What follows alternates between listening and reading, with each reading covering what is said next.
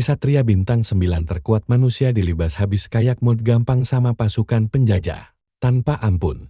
Zenan Glorious sama Eindhoven bertahan mati-matian sebagai harapan terakhir umat manusia buat survive. Padahal seluruh pasukannya sudah habis dibantai. Cowok ini terpaksa ngeluarin wujud terakhir pedang dewa miliknya. Dapat tambahan buff dari si penyihir. Kesatria emas ini akhirnya sukses mendaratkan serangan kritikal ke musuh. Asli nocap. Beberapa menit itu abang kita beneran aktifin mode dewa. Tapi sialnya, itu semua masih belum cukup buat numbangin bos mereka. Tubuh Zenan hancur lebur, tapi dia masa bodoh mau mati, atau enggak yang penting bantai terus. Tapi plot twist, Aid malah mengurung Zenan di penjara sihir demi menyelamatkan nyawanya untuk rencana lain. Soalnya peradaban mereka memang sudah hancur total. Penyihir bintang 9 itu mutusin pakai pusaka kuno buat melempar Zenan kembali ke masa lalu. Sebuah artefak legendaris berkekuatan dewa yang bisa memutarbalikkan takdir dan hukum dunia. Nah, tiba-tiba kita lihat dia bangun di tubuh baru sambil kebingungan setengah mati mikirin apa yang salah. Bahkan pas ada pelayan cewek yang datang buat meriksa keadaannya. Cowok yang kena mental ini malah memohon minta pedang biar bisa lanjut tawuran lawan musuh. Di momen inilah, dia baru sadar kalau dia sudah gak pakai tubuh lamanya lagi.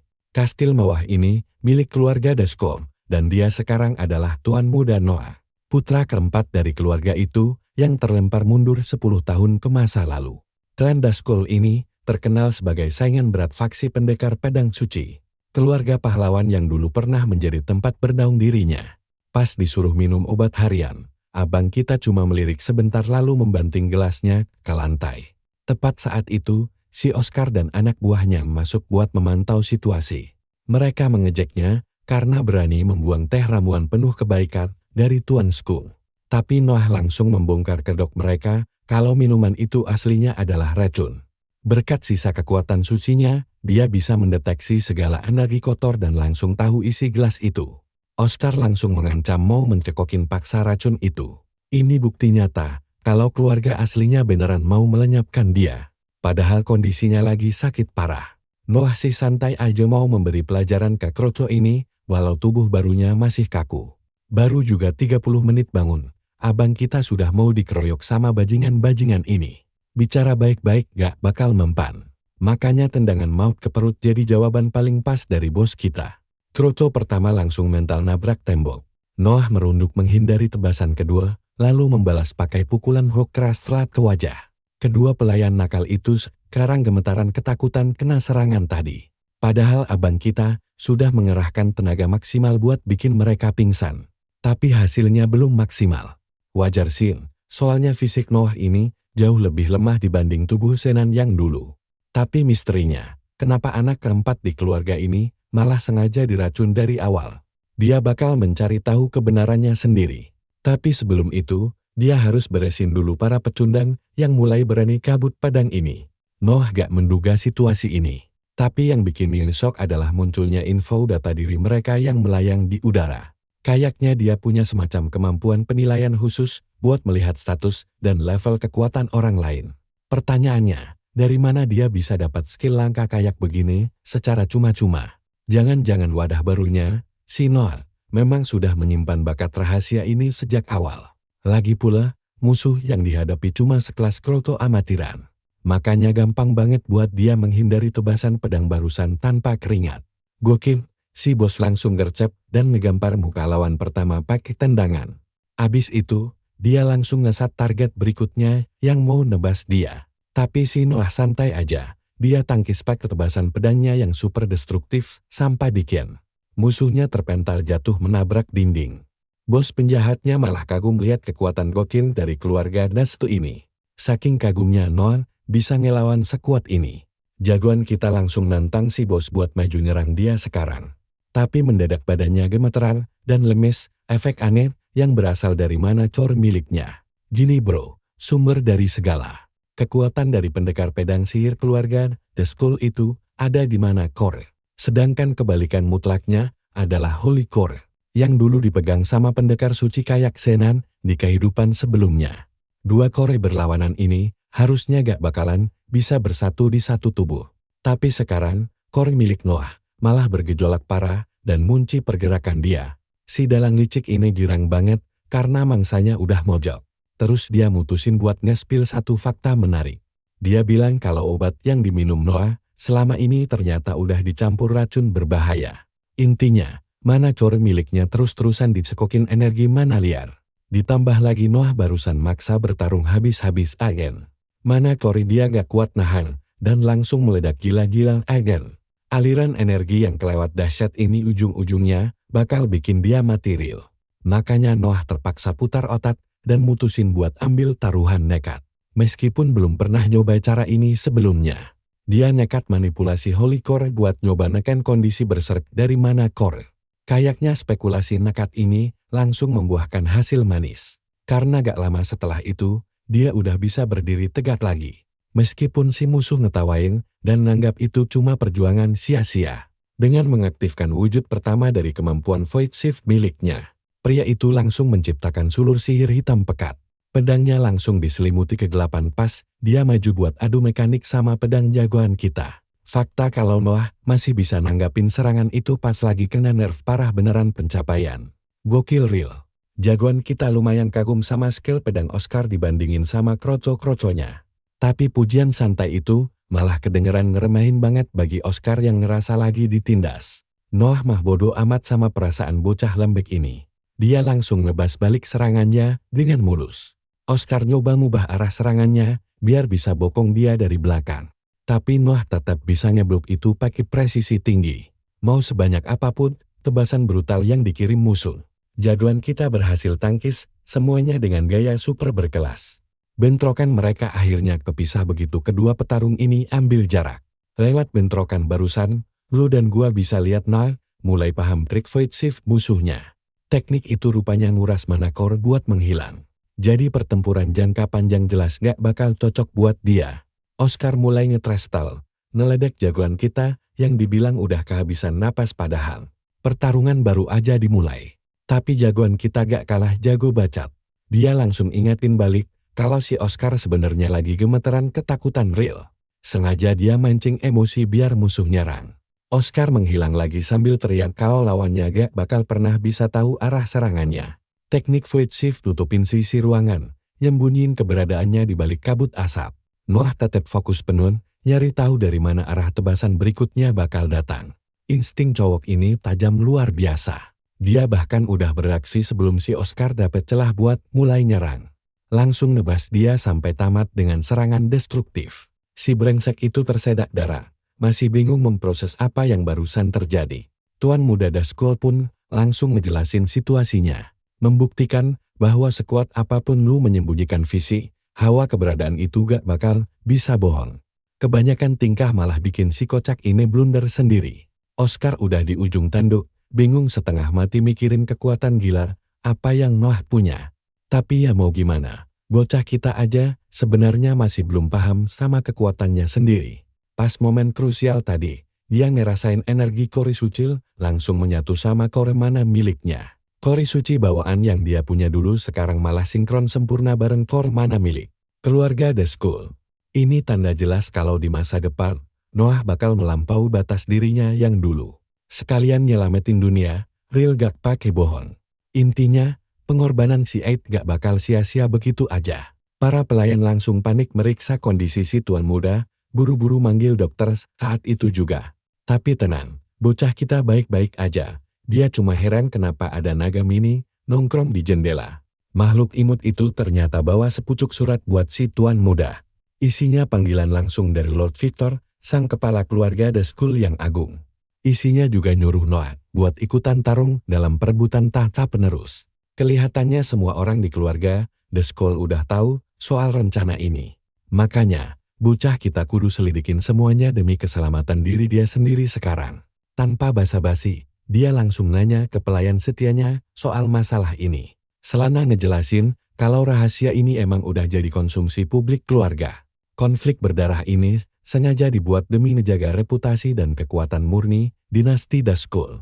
Gampangnya sih, ini game eliminasi di mana yang menang bakal ngejarah Kore Mana lawan. Jadi, sesama saudara bakal saling bantai buat ngerebut Kore milik mereka yang lemah. Siapapun yang bertahan sampai akhir gak cuma dinobatkan sebagai sosok paling kuat. Tapi dia juga berhak megang tahta tertinggi kepala keluarga, Dazkul. Ini jawab kenapa di masa lalu nama Dazkul gak punya pengaruh sama sekali dalam hidupnya. Ya jelaslah, mereka cuma sekumpulan monster rakus yang hobi saling bunuh. Pelayan Lydia penasaran apa tuan mudanya bakal ikutan perang. Dan kalian pasti udah tahu jawabannya, tinggal lihat aja muka licik bocah ini. Senyumnya udah kode keras kalau dia siap adu mekanik bantai sekeluarga. Biasanya kan keluarga agung itu selalu dipuja rakyat, karena ksatria sucinya punya pancaran sihir. Cahaya yang terang benderang kayak pahlawan sejati. Tapi itu gak berlaku buat klan Dazkul, yang pembawaannya kelewat dingin, sampai mustahil disukai semua orang. Plesetan dikit, lah. Mereka dicap pembawa petaka, karena terang-terangan mainan kekuatan iblis yang kotor. Anggotanya misterius gak ketulungan. Tapi satu hal yang pasti, kepala keluarga mereka, Victor Dazkul, adalah pendekar pedang nomor 1 di dunia. Ngoh akhirnya jalan nemuin bokapnya langsung. Berdiri tepat di depan kamar buat nyari kebenaran dengan mata kepalanya sendiri. Begitu masuk, dia bersikap sopan dan nundukin kepala di hadapan para petinggi klan lainnya. Ada Damen Dazkul putra sulung dan Julia putri tertua mereka. Terus ada Ces putra kedua, barengan sama F putri kedua keluarga. Dan ini dia si bangsat, oknum bermuka tebal yang tega ngeracunin dia tempo hari. Skul Dazkul, sang putra ketiga. Kakak tertua bangga bocah kita udah sembuh. Sementara Noah ngaku kalau dia udah tahu dalang penyakitnya. Julia ngira dia bakal istirahat dulu. Tapi malah kaget pas tahu adiknya mau lanjut latihan fisik lagi. Si rambut oranye langsung ngejek dia ampas tak berguna yang cuma buang-buang waktu buat latihan. Tapi bocah kita langsung ngebalas. Intinya, si tikus ini gak punya nyali buat langsung face to face sama dia. Skul gak nyangka dapet respons begitu. Langsung kena mental, sementara yang lain buru-buru nyuruh dim karena bos Victor udah datang. Tiap langkahnya bikin semua orang nunduk, hormat dan kagum banget. Tekanan aura gila-gilaan dari orang ini aja udah cukup bikin Noah beku di tempat. Orang-orang di masa lalunya pasti tahu nama ini. Pendekar pedang bintang 9 terkuat era modern, Victor Dazkul. Sang patriark nyambut mereka dan merasa ini waktu yang pas buat mulai rapat dewan. Lord Victor langsung nanya ke Noah, buat mastiin niatnya ikutan perang ini. Dia pengen tahu, apa sih bocah udah sembuh dari sakitnya, dan apa impian gedenya sekarang. Sambil senyum, cowok kita ini ngeklaim bakal menangin perebutan tahta warisan dan berdiri di puncak paling atas keluarga ini. Lord Victor nekenin dan ngingetin si bungsu kalau dia itu sama aja ngajak perang semua anggota keluarga di ruangan ini. Tapi bos muda kita beda pendapat.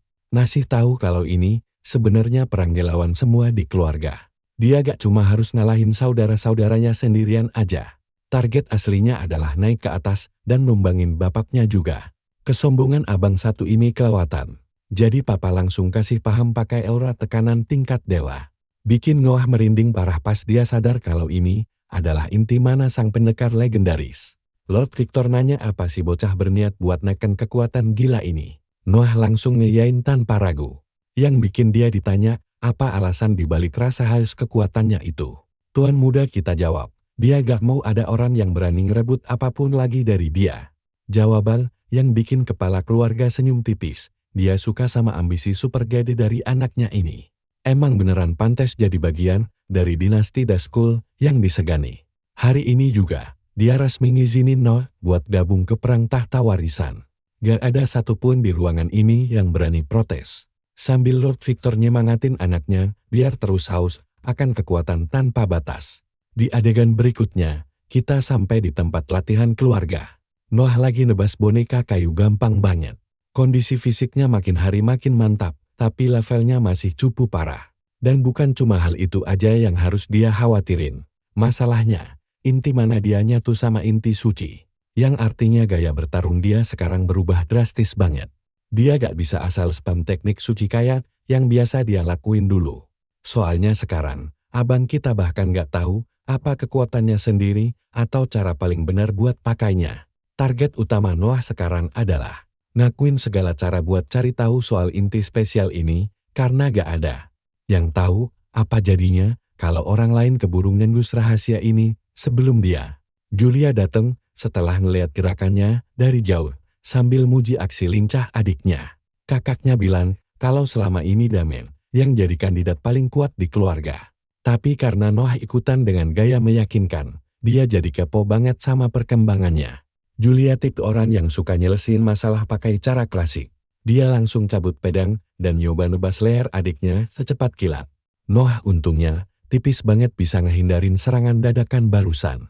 Dia nekenin kalau dia datang ke sini bukan buat sekadar ngobrol santai. Duel persahabatan pun dimulai. Jadi kesempatan emas buat Noah ngetes sejauh mana batas kekuatannya. Walau serangannya bertubi-tubi, Julia bisa nangkis semuanya dengan rapi. Nya buang tebasan lalu nendang dia. Dia muji bakat adiknya, tapi tahu kalau eksekusinya masih kurang matang. Bahkan si kakak tertua sendiri ngeledek dia yang ternyata loyo padahal tadi bacotnya gitu banget. Tapi bocah kita sadar kalau cewek ini udah level bintang 7. Si kakak langsung nerobos lagi. Nyebut Noah produk gagal yang ngebosenin. Sabetan pedangnya beneran bikin dia kaget. Untung dia masih hidup gara-gara buru-buru ngisep energi inti suci mana ke pedangnya. Tapi ini blunder fatal buat Noah. Soalnya rahasia gokilnya bisa kebongkar kalau dia keseringan mag inti itu. Julia sekarang malah penasaran sama barang yang orang-orang bilang sebagai inti gagal itu. Lu sama gua tahu kalau sisi keluarga nganggep inti bocah kita ampas sejak lahir. Jadi artinya, dari awal banget si anak bungsu ini emang punya aset 2 inti mana. Biarpun dari luar emang kelihatan kayak barang rongsokan yang gak berharga. Tapi selama si Julia gak sadar dia pakai 2 kekuatan sekaligus. Transaksi ini bakal aman no cap buat dia. Noah langsung nantang balik buat bukti dia bukan pecundang. Lalu mulai tancap gas duluan. Tapi cewek itu malah ngeblitz dia secepat kilat tanpa beban. Sambil santai dia nanya, "Lu tahu gak sih tujuan asal dari rebutan tahta ini?" Bagi Noah jawabannya jelas banget. Apalagi kalau bukan nyari inti mana. Dia tahu si adek paham taruhannya gokil. Sambil ngeluarin mana merah membara, si kakak langsung nuntut dia serahin paksa barang berharga itu. Sadar situasi mulai panas, Noah minta pedang aslinya dilempar sama Selena. Selena langsung melempar pedang itu, dan ketangkap tepat waktu. Gak mau nunggu sedetik pun, Julia langsung ngehantem si bungsu pakai pukulan keras. Bocah kita megap-megap nahan serangan itu pakai 2 kekuatannya. Dia ditekan habis-habisan, tapi Noah masih bisa gocek cantik. Sabetan pedangnya bikin Julia makin nafsu buat lanjut adu mekanik. Sekarang dia penasaran, apa sih adak punya nyali buat selamat dari jurus berikutnya. Jurus mengerikan yang make bentuk pertama dari aliran api bayangan. Teknik yang satu ini beneran bakal jadi masalah besar. Satu-satunya jalan cuma bertahan. Jadi dia bersiap pas si kakak maju kencan ke arahnya. Benturan mereka gokil banget, sampai ngeluarin gelombang kejut yang dahsyat. Bocah kita syok kakaknya cuma pak 1 tangan buat tarung. Tapi Julia nantang dia buat bikin 2 tangannya gerak. Bocah kita langsung bilang gaspol, terus ngepari serangannya dengan sangat mulus. Bikin si kakak terpaksa pakai 2 tangan buat nangkis serangan bokongan. Noah seneng banget, karena triknya itu beneran berhasil nembus dia. Tapi dia langsung terpental jauh gara-gara bikin kakaknya naik pitam. Hantaman serius dari Julia emang bukan main. Tapi dia kelihatan agak kesan, karena bisa dipaksa sampai segitunya. Biar udah nyerahin daya dari 2 inti gokilnya, dia tetep gak bisa ngimbangin kekuatan cewek itu. Serangan barusan nguras habis energinya, yang artinya duel ini udah selesai sampai di sini. Julia penasaran apa si bungsu punya. Alasan kenapa keluarga Dazkul gak langsung saling bunuh gitu aja sejak awal. Soalnya makin kuat sebuah inti, bakal makin lambat juga proses evolusinya. Makanya salah besar kalau ngincer inti dari orang yang masih lemah. Karena barang itu lagi cepat-cepatnya berkembang. Nunggu matang baru panen, itu kuncinya. Tapi masalahnya si adek bontot ini gak cuma bisa nahan pukulannya, tapi juga bisa balas nyerang balik. Artinya, kalau barang milik Noah sekuat itu, maka ini saat paling pas buat dia ngantongin cuan melimpah sekarang juga. Julia langsung ngamuk brutal dan ngelepasin jurus bentuk ke-8 dari aliran api bayangan, real. Tapi tepat pas dia udah mau nikat koremana milik adiknya, tiba-tiba ada yang nimbrung buat ngehalangin serangan mematikan si Julia ini. Cowok ini ngingetin kalau dia keterlaluan, adiknya bisa beneran mati konyol, real. Tapi dasar seraka, dia kebelet banget pengen dapet koremana. Malah ngomelin Kile karena berani motong aksinya. Kile negasin kalau koretuan muda itu cuma mentok di level bintang 2. Ini bikin dia shock berat. Masa level sekecil itu tapi adiknya bisa nahan serangan bintang 7 miliknya tanpa sisa. Kelly ngeyail, dia udah nyelidiki semuanya berkat perintah langsung dari bapak mereka. Soalnya, kalau dia emang sekuat itu, energinya nggak bakal habis secepat ini, real. Sadar salah perhitungan, Julia langsung nyimpen pedangnya lagi. Sambil ngancam adiknya, kalau suatu hari nanti core itu bakal dia sikat. Begitu adiknya makin kuat, dia bakal rebut barang itu. Tinggal nunggu waktu aja. Gila sih, bayangin, kalau ada yang terang-terangan ngancem mau nolong sumber kekuatan lu. Tapi Noah santai aja, nggak kepancing dan cuma senyum ramah denger itu. Pas jalan balik, si kakak masih mikirin dari mana asal kekuatan misterius Noah. Pasti ada rahasia besar yang disembunyiin bocah itu. Bikin dia penasaran, sekaligus girang, karena adiknya tumbuh dengan cara berbeda. Yuk, sekarang kita intip si Oscar yang lagi dihabisi mentalnya sama putra ketiga gara-gara gagal total. Atau kenapa si Skun, bocah resek itu, nggak pernah dapat pengakuan kayak Noah dulu. Pikiran itu jelas bikin si idiot ini nggak terima. Tapi untungnya, dia dapat laporan yang lumayan menarik dari pelayannya sendiri. Bikin dia langsung nyiapin rencana busuk baru buat ngejatuhin adiknya. Real berniat ngabisin Noah. Maaf, karena telat ngenalin diri. Kelly bilang kalau dia adalah instruktur baru buat Noah. Perintah langsung dari Lord Victor yang pengen mantau perkembangannya demi nebus masa-masa sakitnya dulu. Pas di Uprise, ternyata si Olsen ini udah ada di level bintang 7. Malah bisa dibilang setara bintang 8 kalau lihat keahlian pedangnya. Jelas aja, Noah langsung nanya apa mereka bisa mulai latihan sekarang. Tapi ternyata ada perintah langsung dari bapaknya buat nyelidiki sekaligus ngebersihin kolam mana di sana. Tempat di mana konsentrasi mana melonjak naik tanpa batas. Naik terus gara-gara ada semacam anomali aneh di sana. Tugas mereka cuma perlu bantai monster-monster liar buat beresin kekacauan ini. Kedengarannya seru kan? Dan Noah siap manfaatin momen ini buat kantongin cuan melimpah, real. Di adegan berikutnya, kelihatan ada sekelompok pasukan Dazgul yang lagi sibuk ngebantai monster di wilayah itu. Menurut mereka nggak ada gunanya fokus sama Kroco, sementara Noah dan Kelly cuma mantau keadaan. Si instruktur sendiri masih belum paham kenapa bapaknya begitu perhatian sama bocah ini. Tiba-tiba, mereka berdua dipanggil karena ada situasi darurat.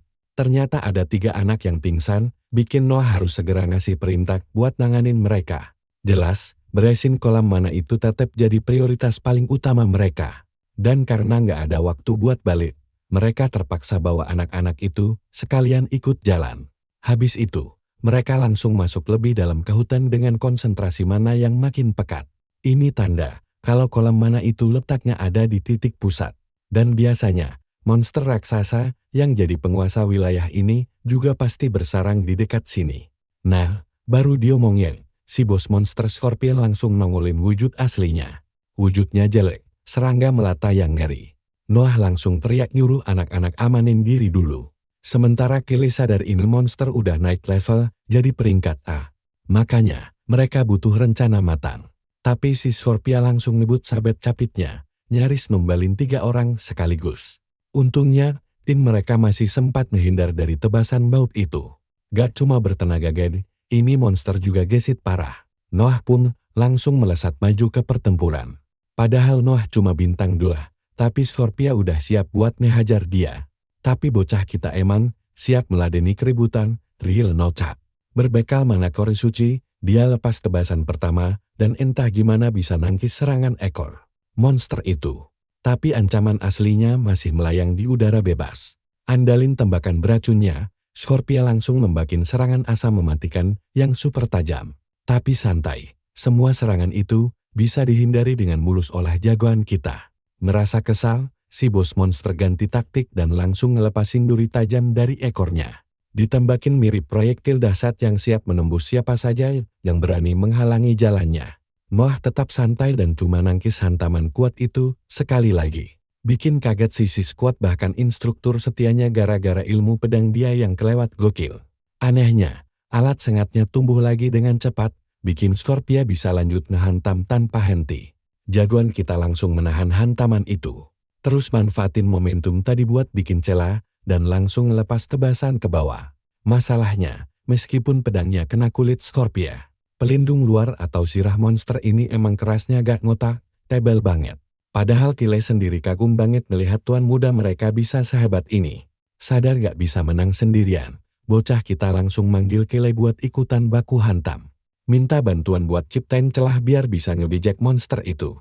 Kile langsung bergerak sigap buat nahan capit maut si monster. Ditahan pakai pedangnya biar jagoan, kita bisa meluncur masuk tanpa perlu khawatir kena sabetan capit.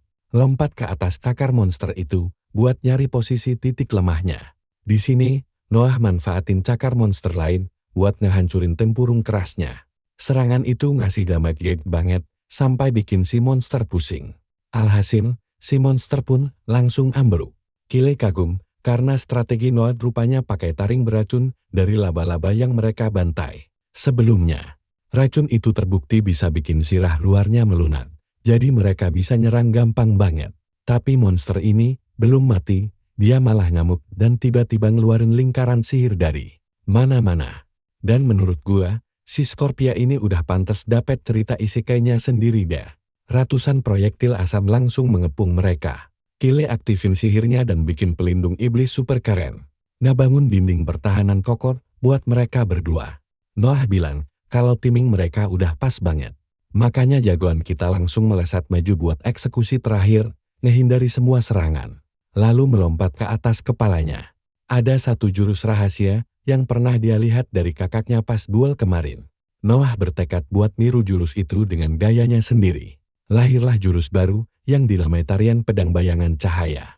Diperkuat elemen cahaya dan kegelapan, tebasan pedangnya mendarat telat di tubuh Scorpia. Menghancurkan sekaligus ngebikin tubuh monster itu pecah dari dalam. Gokil sih, ini adalah puncak kekuatan tuan muda kita yang aslinya cuma level bintang 2. Meskipun jagoan kita baru bisa meniru sebagian kecil dari kemampuan kakaknya. Dia sadar eksekusinya masih jauh dari kata sempurna. Tapi ya sudahlah, urusan beres-beres mah, biar Kile aja yang urus. Pasang instruktur bingung tuan muda mau pergi kemana lagi, jagoan kita udah punya urusan lain. Jadi, dia langsung masuk hutan buat nyari barang lain. Dia ingat kalau asal-usul pusaran mana zaman sekarang itu masih misteri. Tapi sebagai pewariskan elit masa lalu, dia tahu betul rahasia di balik pembuatannya. Semua berkat alat gaib yang bisa nyedot dan mancing mana, mirip umpan buat dapet cuan gaib. Pas ketemu jejaknya, Noah langsung nebang pohon tempat alat itu, numpuk semua energinya. Kali ini dapet cincin gaib, dan dia berhasil ngembat barang berharga itu. Pusaran mana di wilayah ini pun beres selamanya. Pas mau balik, abang kita dengar teriakan dan langsung tancap gas ke sana. Tapi pas sampai, bocil-bocil yang tadi malah nunjukin gelagat aneh banget. Anak buah Noah lapor kalau mereka dapat masalah baru yang gila. Masalahnya, ratusan monster udah nyepung mereka dari segala penjuru, bos. Ada troll, orc, laba-laba, kalajengking, bocil, sampai serigala. Dikepung rapat begini, Noah gak panik dan langsung siap adu mekanik. Serangan pertama datang dari samping. Untung Kile gerak cepat buat nyelamatin si tuan muda. Noah cuma butuh dia buat ngulur waktu demi rencananya. Soalnya Noah sadar kalau kalung di leher bocil-bocil itu punya efek nyedot energi yang licin. Barang itu meras mana targetnya buat ngisi daya kekuatannya sendiri. Di kehidupan lalunya, barang ini yang bikin keluarga Daskun dicap gak asik. Plesetan receh bagian kedua, nih. Si instruktur nyerah, karena mereka gak bakal kuat bertahan lawan monster sebanyak ini. Jadi kalau abang kita gak gercep bikin taktik, kelar hidup mereka. Sambil meditasi, Noah nyari cara buat nilacak dalang yang ngendaliin alat itu dari balik layar. Lewat kekuatan cahaya dan kegelapannya, dia berhasil ngelok posisi si dalang, target dikonfirmasi. Sekarang giliran dia buat bertindak. Noah langsung melesat ke arah lain buat ngehabisin biangnya selagi, yang lain ngejaga bocil-bocil. Abang kita ini beneran nebas kepala. Monster-monster itu persis kayak Gojo pas nyebantai di Shibuya kemarin. Begitu keluar zona bahaya, dia langsung nemu si dalang di area terbuka. Noah langsung nyuruh orang itu buat buruan keluar dari persembunyian. Gak pakai lama, musuh langsung nyerang dari belakang. Tapi serangan bokongan kayak gitu gampang banget ditebak dan dihindari tuan muda kita. Si dalang langsung kagum. Kaget juga, karena bocah dari keluarga Daskul ini bisa tahu keberadaannya. To the point aja, Noah nanya siapa bosnya. Jelas dia gak ada niat buat bagi info bisnis itu. Tapi gak masalah, karena tuan muda emang mau maksa dia buat buka mulut. Duel maut mereka pun dimulai dengan bentrokan pedang. Si lawan penasaran sama kekuatan inti mana milik Noah yang gila. Tapi Noah milih bungkam dan langsung ngegas kekuatannya lebih tinggi. Si dalang langsung ngaktifin bentuk kedua gaya yuannya. Bikin energi gelap meledak dari beberapa pedang yang bisa dia kendaliin kayak proyektil. Dia ngelempar semua pedang itu langsung ke arah Noah. Bikin abang kita harus menghindari banyak serangan sekaligus dengan gerakan yang super licin. Di sela-sela aksi lincahnya itu, dia sempat-sempatnya aktifin skill analisis buat nyari tahu info target yang lagi dihadapi.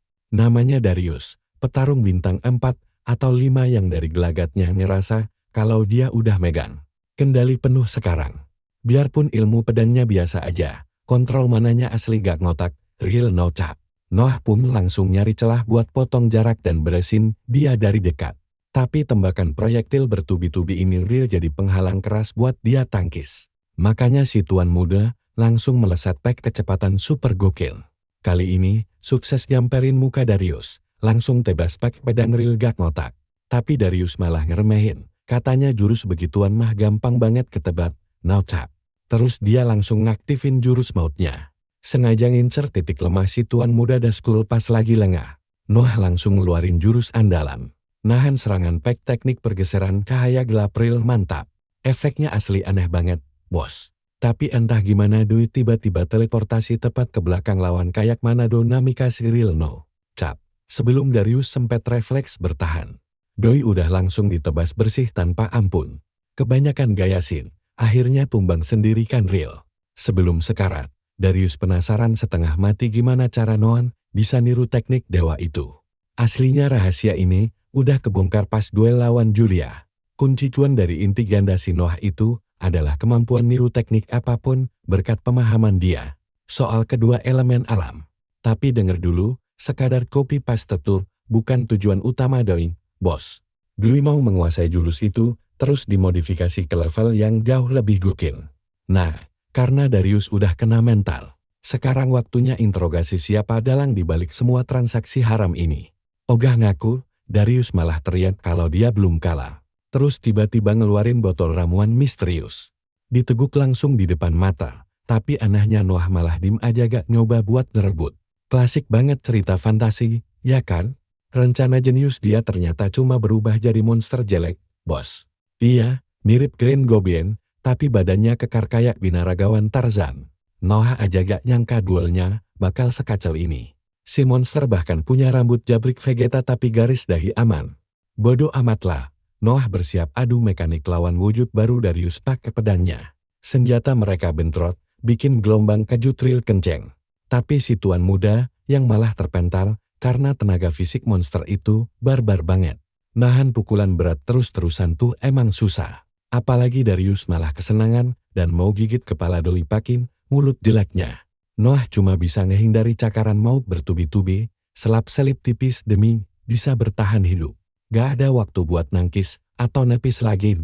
Doi lompat ke atas buat cari kelar, ngatur tempo biar bisa bales nyerang. Ngehindar terus mah gak bakal kelar masalah. Satu-satunya cara ya kudu terabas langsung, no cap. Jadi si tuan muda nunggu dengan santai sampai monster itu nyamperin ke atas. Si monster pede banget ngira pendekar pedang kita udah putus asa. Bagi dia, pukulan kali ini bakal jadi serangan terakhir yang mematikan. Padahal kenyataannya real sebaliknya, karena Doi santai aja. Ngibasin tangan buat ngaktifin alat sihir baru, yang langsung ngebentuk tameng pelindung super kuat.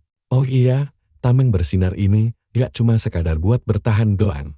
Ada efek pantulan kencang banget, yang bikin pantat si monster mental melayang tinggi di udara real kocak. Noah senang, karena pelan-pelan udah mulai lancar pakai kekuatan dari kehidupan masa lalunya. Dan sekarang pas Darius lagi pasrah melayang tanpa pertahanan. Doi lompat ke atas buat ngebas pakai pedang bipolar aliran suci ajaib. Kalian mungkin punya pacar bipolar, tapi cowok ini punya pedang bipolar, real. Kekuatan bipolar ini langsung mutus nyawa si monster, mengakhiri taruhan maut hari ini. Noah ngeliatin cincinnya, item magis berharga, yang bisa ngebatalin satu serangan sekaligus nyasir. Gelombang kejut dahsyat real mantap. Karena urusan transaksi maut ini beres, saatnya Doi buru-buru balik nyusul sisa rombongan yang lain. Di sini, teman-temannya lagi tarung demi hidup mati mereka. Serbuan monster beneran ngepung mereka lewat jumlah yang gila. Kile bahkan udah sampai batasnya, real. Satu monster udah siap buat ngebas dia langsung. Dia pasrah, tapi untungnya tuh monster mendadak berhenti pas di depan, mukanya terus putar balik dan pergi gitu aja. Aneh banget mereka tiba-tiba bubar jalan, dan sebagai gantinya, si Noah balik buat langsung ngecek kondisi teman-temannya. Untungnya semua masih selamat, apalagi ancaman gedenya udah dia beresin. Jadi situasi sekarang harusnya udah aman terkendali. Tapi tuan muda kita ini belum nemu siapa dalang utamanya. Seenggaknya dia langsung ngelepasin kalung aneh dari leher anak-anak itu, bikin mereka bebas. Habis urusan itu kelar, dia langsung balik ke kediamannya. Dia dongkol parah, karena bocah-bocah itu hampir mati gara-gara dia. Makanya ini jadi urusan pribadi buat nyari siapa orang yang berani ngacak-ngacak misi mereka. Pelayannya ngasih tahu soal Eve, si otak informasi paling gokil di keluarga ini. Dia pasti tahu semua info, makanya Noah langsung gerak cepat buat nemuin dia. Ngadang di pintu masuk, Case langsung nyetop adiknya biar gak maju lagi. Gak peduli mau saudara sendiri. Padahal broker info keluarga Daskol itu si Eve. Info dari Lydia gak pernah salah. Makanya Noah gak mau basa-basi dan langsung nyuruh Case buat minggir. Tapi abangnya negas kalau dia itu pengawal pribadinya Eve. Makanya dia gak bakal biarin siapapun masuk kalau bawa hawa membunuh pekat gini. Noah bilang dia cuma mau ngobrol santai, tapi si anak kedua jelas gak percaya sama sekali. Karena udah gak bisa diajak kompromi, jagoan kita langsung kabut pedang buat nerobos masuk. Anak kedua gak tinggal diam, dia ikutan narik pedangnya dan langsung maju buat nyerang duluan. Tapi serangan itu langsung ditangkis sama pertahanan kokoh si Noah. Noah santai banget ngadepinnya, malah bikin Case terdesak mundur lewat tangkisan tipisnya. Kesalin. Si anak kedua langsung ngaktifin jurus andalannya yang namanya tombak batu. Ratusan tombak tajam langsung muncul, siap bikin lubang baru di sekujur tubuh si Noah. Sama kayak Naruto pas nge-spam Rasengan, Noah tinggal spam tebasan dasar buat nebas semuanya. Bikin Case kepaksa ngeluarin jurus lain bernama pedang batu taring penghancur. Jurus ini bikin pedang raksasa yang beneran dari batu padat. Langkah yang lumayan, bikin bingung dari sisi lawannya itu. Case langsung maju nerobos lagi. Kali ini tebasannya kerasa makin berat banget, bikin Noah kepaksa mundur setiap kali adu senjata. Tapi satu tebasan Case meleset. Tapi masalah utama yang disadari sama tuan muda kita adalah banyaknya pola serangan orang ini. Artinya kalau maju tanpa rencana matang itu, sama aja kayak bunuh diri. Disinilah dia ngaktifin kemampuan penilaiannya dan sadar kalau tingkat kekuatan lawannya ada di level 8 bintang. Tapi anehnya, inti mana miliknya lemah banget, cuma ada di level 5. Ini bikin Noah makin yakin kalau si Case pintar banget ngegabungin teknik pedang sama sihir buat nutupin kelemahannya. Jadi dia penasaran gimana reaksi lawannya kalau diajak adu otot secara langsung. Sambil ngaktifin gaya Miai lagi, jagoan kita langsung ngelepasin tarian pedang bayangan cahaya. Memancarin energi kuat yang meluap dari inti mana unik miliknya. Case langsung melongo kaget. Sadar kalau dia harus ngebalas dengan serius, dia langsung makai gaya dua bentuk kedua. Ngumpulin energi keluarga iblis buat nyiptain petir hitam. Nah, asal tahu aja, gaya dua ini emang salah satu aliran legendaris di keluarga Daskol. Kili juga sempat ngasih tahu dia soal bedanya masing-masing aliran itu. Nah, khusus gaya bela diri ini, andalannya teknik kecepatan kilat yang hampir mustahil buat dihindari. Kili selumayan kaget si bungsu, ternyata tahu sejauh mana batas kekuatan asli yang dia punya. Tapi jelas, itu aja belum cukup. Cuma modal tahu teori nggak bakal bisa nyelamatin dia dari serangan maut ini. Siap adu mekanik secara jantan, Noah langsung nantang dia buat maju. Bikin abangnya melesat dengan kecepatan dewa. Dia berubah jadi kilat merah yang menyambar lurus, tanpa gerakan sia-sia ke arah lawan. Mengincar timing yang pas banget, Noah langsung nurunin pedangnya. Sukses menahan jurus pamungkas ke. Bentrokan mereka langsung memicu ledakan yang hancurin sekitar. Begitu debu ledakannya reda, Noah kelihatan masih berdiri kokoh di sana. Tapi badannya tetap luka-luka karena gila aja. Dampak dari serangan seberat itu harus dia tahan mentah-mentah. Gaya ganda andalannya pun gak sanggup menahan petir hitam C sepenuhnya. Karena jurus hasil jiplakan Noah jelas masih punya batas maksimal. Dasarnya emang barang bajakan yang gak sempurna. Jadi mustahil banget buat diandelin terus-terusan. Sebelum duel makin liar, suara dingin F langsung memecah suasana, nyuruh mereka berdua buat stop.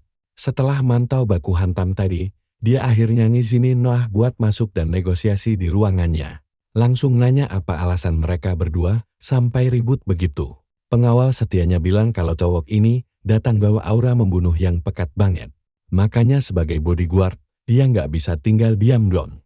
Tapi aneh gak sih, ngapain keturunan keluarga terpandang Daskul malah sudi kerja jadi bodyguard biasa? F ngaku dia lemah dalam bela diri. Sementara celangsung nagih, apa tujuan si bungsu datang ke sini? Mengingatkan kalau perebutan tahta warisan sama sekali gak ada hubungannya sama F. Belum sempat jagoan kita ini buka mulut buat jawab. F langsung tanggap dan menebak kalau kedatangannya buat nyari info rahasia soal para pembunuh bayaran. Ya jelas tahu, dia kan broker info yang megang semua kartu rahasia. Dia mau aja bocorin semuanya, tapi yang namanya bisnis, tiap transaksi pasti ada syaratnya, bos. Pas Noah nanya apa bayarannya, si makelar info cantik ini langsung nyebut soal perpustakaan tanpa batas. Sebuah labirin raksasa yang saking luasnya, kedalamannya aja gak bakal bisa dinalar manusia. Di sana tersimpan segudang ilmu pengetahuan ajaib yang belum pernah dijangkau umat manusia. Sampai-sampai ada satu kota yang dibangun di sekitarnya. Penuh sesak sama petualang dan sarjana pemburu rahasia. Tapi awas aja, sarang itu juga penuh sama monster ganas. F minta dia masuk ke sana buat ngambil buku berjudul UN. Itu syarat mutlak kalau mau dapet info darinya. Beruntung banget, jagoan kita udah gak asing lagi sama buku itu. Soalnya di kehidupan masa lalunya dulu, buku itulah yang sukses merevolusi seluruh teori sihir dasar sampai bikin gempar dunia. Berhasil nyelamatin banyak nyawa pas perang lawan penjajah. Meski ujung-ujungnya tetap gagal nyelamatin seluruh dunia. Barang seberharga itu jelas gak boleh dilewatkan. Noah langsung berdiri dan setuju buat ambil kesepakatan ini. Mereka berdua sepakat, jabat tangan, dan dia langsung cabut bareng para pelayannya menuju Arkanium. Kota tempat perpustakaan misterius itu berada. Tapi dengar-dengar, struktur labirin di sana rumitnya gak ngotak. Sekali tersesat di sana, dipastikan gak bakal bisa pulang lagi, Kli. Makanya, jagoan kita nyari pemandu pro yang paham seluk-beluk rute aman di dalam perpustakaan maut itu. Dia pun belusukan ke gang sempit buat nemuin pemandu ini. Sementara itu, di kediamannya, F lagi asik nateh pas tiba-tiba putra ketiga. Si cowok idiot yang nyebelin ini datang buat korek info soal Noah. Si broker kaget juga bajingan sombong satu ini tumben-tumbenan mau nemuin dia langsung. School acting kayak butuh banget bantuan saudarinya. Sambil heran kenapa sih gak ada di sana nemenin dia. Ternyata dia lagi pergi buat misi darurat, otomatis gak ada yang jagain F dari incaran si School. Real bahaya banget. Tapi tenang, dia tetap aman berkat perlindungan anak buahnya yang ngeri-ngeri. Dia cuma penasaran satu hal, sebenarnya apa maunya tuh orang. School bilang gila aja si bungsu udah berani adu mekanik lawan Julia di levelnya sekarang. Real no cap. Makanya, kesepakatan yang dia incar adalah rahasia di balik kekuatan gila si bungsu. Plot twist, F langsung ngeskatmat kalau dia tahu pembunuh bayaran terbaiknya aja udah kaok di depak. Tapi buat transaksi ginian, dia langsung nolak mentah-mentah tawaran si School. Katanya si ini bisa ngerusak peta persaingan perebutan tahta warisan mereka. Lagian, kalau dia cuma mihak satu kubu, yang lain pasti langsung nge-target dia. Makanya bisnis adil begini kudu tetap seimbang. Anak ketiga langsung paham kalau dia nggak bakal mau diajak kong kali kong sampai kapanpun. Tapi F mikir, bakal seru kalau dia berani bayar cuan girs dan buat taruhan nyawa. Saudara liciknya itu cuma senyum jahat dan ngejamin kalau dia bakal segera tahu jawabannya nanti. Tapi ya sudahlah, sekarang kita balik lagi lihat situasi di kota Arkanium. Noah lagi nyelip di antara keramaian buat nyari orang yang bakal jadi guidenya. Dia masuk ke sebuah toko usang yang mendadak bangkitin banyak memori lama miliknya. Pemilik tokonya itu Usre Harvest yang langsung ngusir Noah karena bisnisnya udah tutup hari ini. Tapi Noah meyakinkan kalau dia kesini bukan mau belanja barang, melainkan mau nyewa jasa si pemandu perpustakaan. Si bapak langsung nolak mentah-mentah. Ngaku kalau dia udah nggak nerima proyekan guide kayak gitu lagi. Lagian, katanya dia juga bukan pemandu paling top yang ada di kota ini. Agak aneh Ozre nolak keras begini. Padahal dia cinta mati sama perpustakaan, tanpa batas melebihi siapapun di dunia. Noah langsung nodong dia di tempat. Dan nanya kenapa sekarang dia ogah ambil kerjaan pemandu lagi. Ozre cuma jawab kalau urusan ini bukan konsumsi bocah ingusan kayak dia. Sadar kalau dia malah ngegas nggak jelas. Ozre langsung minta maaf karena emang kondisinya lagi seret belakangan ini. Tiba-tiba ada tamu lain yang datang ke toko dan bikin bocah kita kaget setengah mati. Ternyata itu Kak Julia yang lagi dadah-dadah santai ke arahnya. Dia sempat lihat Noah pas lagi misi, makanya diikutin sampai ke sini. Atau bahasa kasarnya sih lagi dikuntit real notap. Ozre langsung buru-buru nyamperin sang petinggi, Julia Daskell. Padahal dari tadi dia nyepelin Noah kayak bocah biasa aja. Tapi begitu Julia muncul, dia langsung siap ambil kesepakatan ini, asal Julia mau ikutan gabung di misi itu. Si tuan muda beneran gak paham arah kesepakatan ini mau dibawa kemana. Akhirnya Ozre nuntun mereka berdua masuk ke ruangan sebelah. Di sana kelihatan istrinya yang lagi terbaring gak sadarkan diri di kasur. Baru sebulan, lalu istrinya kena kutukan monster Dumean. Bikin dia koma tidur nyenyak gak bangun-bangun sampai sekarang. Real parah, kutukan ini bisa aja nyabut nyawanya dalam waktu dekat kalau didimin. Satu-satunya jalan keluar cuma bunuh si monster pengutuk. Tapi semua petualang sowan Ozre malah berakhir tewas mengenaskan. Makanya dia butuh backingan sekelas Julia demi bisa nyelamatin nyawa istrinya tercinta. Tawarannya emang lumayan menarik. Tapi si kakak malah minta Noah juga kudu ikutan turun tangan langsung. Dia nebet banget pengen lihat aksinya, itu doang satu-satunya syarat mutlak kesepakatan mereka. Reaksinya barusannya buktil kalau dia tahu kekuatan adiknya ini emang beda level, real. Bocah kita langsung negasin ke Ozre kalau bapak ini bakal jadi pemandu utama perjalanan mereka. Dan tentu aja, si bapak girang dapat kesempatan emas itu. Pas di luar, si bungsu nanya ke Julia apa aman kalau dia melipir dulu begini. Dia mah santai aja, karena nyebet banget pengen ngebongkar rahasia kekuatan adiknya yang misterius. Dia belum pernah ngerasain energi segila ini. Kayak ada kekuatan misterius yang ngehalangin koremana miliknya, real notap. Si kakak kicik udah niat banget pengen ngebongkar rahasia towuk kita pas misi ini. Makanya Noah harus super waspada sama taktiknya. Ozre pun datang sambil bawa tas gede banget, siap buat berburu cuan. Saatnya tancap gas dan masuk ke perpustakaan tanpa batas, bos. Di lobi utama, Ozre langsung daftarin nama mereka bertiga biar bisa mulai transaksi misi. Orang-orang curiga sama si pemandu. Katanya dia suka ngejebak petualang, sampai tawas dibantai monster di dalam, real ngeri. Mereka bertiga berdiri di depan pintu raksasa sebelum Ozre ngebuka gerbang masuknya dengan gaya yang dramatis banget. Membawa kita masuk ke labirin indah, tapi mematikan ini. Julia juga baru pertama kali kemari. Dia paham kenapa butuh pemandu di tempat yang mirip teka-teki gila ini. Anehnya, towok kita ngelihat patung penjajat masa depan yang takdirnya bakal datang beberapa tahun lagi ke dunia ini. Padahal patung itu gak ada pas kehidupan lampau Noah saat dia berkunjung sebagai Zenon dulu. Berarti kenyataan yang sekarang juga ada hubungannya sama invasi masa depan itu. Jadi dia bisa cari cara buat numpes musuh-musuh itu sebelum masa depan hancur berantakan. Berbekal harapan baru ini, Noah Das langsung fokus nyari buku kebijaksanaan yang bersinar misterius itu. Seiring berjalannya cerita petualangan, mereka bertiga akhirnya berhasil sampai ke lantai 1 perpustakaan tanpa batas ini. Noah langsung nanya ke Ozre tentang petunjuk di mana mereka bisa dapetin buku incaran mereka. Si pemandu ngejelasin kalau barang langka begini biasanya disimpan jauh di bagian terdalam labirin. Kata dia sih, buku terlarang itu harusnya ada di sekitar lantai 20, bro. Mendengar hal itu, Noah langsung kaget. Soalnya setahu dia lantai 20 itu batas terdalam yang pernah dijelajahi manusia. Gak lama kemudian, mereka sampai di area lantai 2 dan dihadang beberapa monster ogre seram.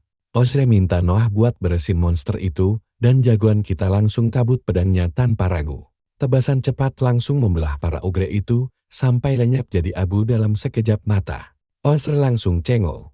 Ngelihat aksi bantai kilat itu, sementara Julia cuma senyum tipis, seolah hal itu udah biasa.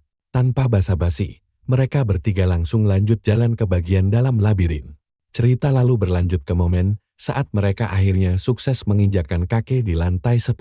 Di sana, Ozre ngasih peringatan keras biar mereka tutup mulut tentang rahasia jalan pintas ini. Dia jalan ke rak buku, narik satu buku khusus, dan tiba-tiba pintu rahasia langsung terbuka lebar. Lingkaran sihir bercahaya muncul di bawah mereka. Dan dia ngejelasin kedua bersaudara das kalau ini, jalan pintas rahasia temuannya sendiri sejak dulu. Sesuai instruksi sang pemandu, mereka bertiga langsung berdiri bareng di lingkaran itu.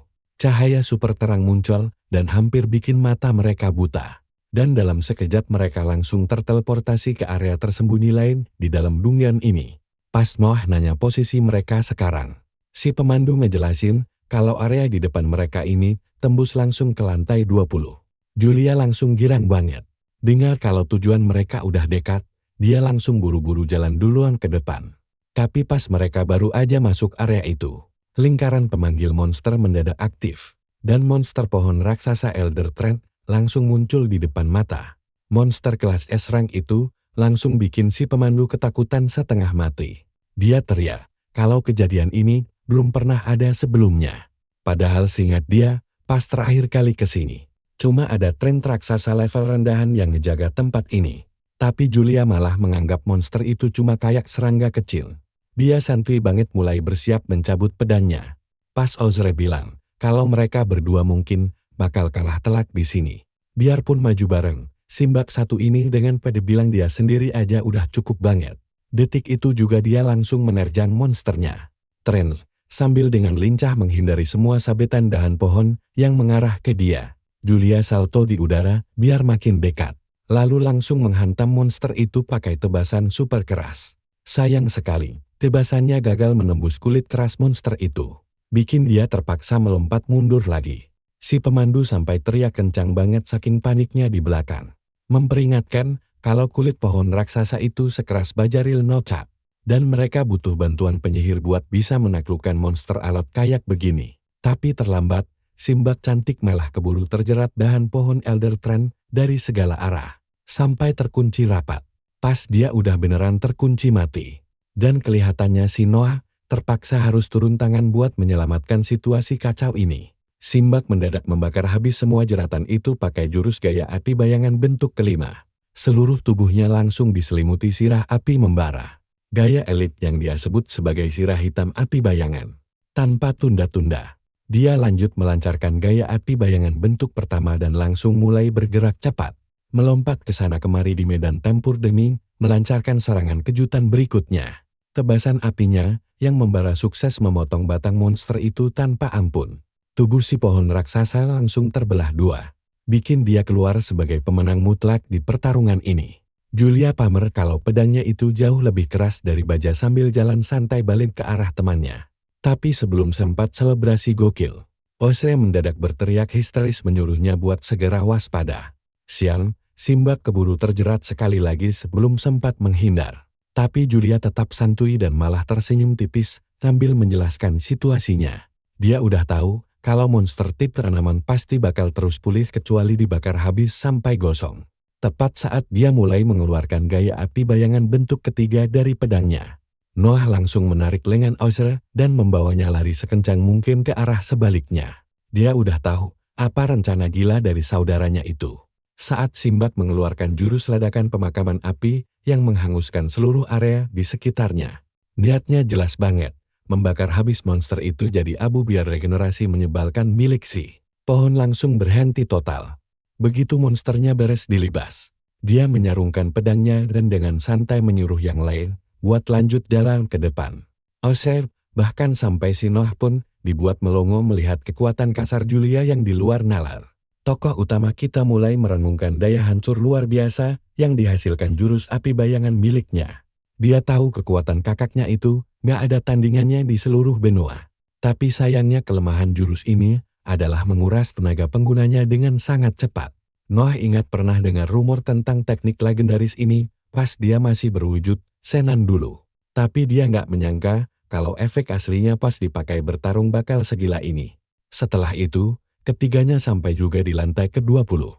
Dan langsung mulai mengacak-acak rak buku buat mencari buku incaran yang mereka butuhkan.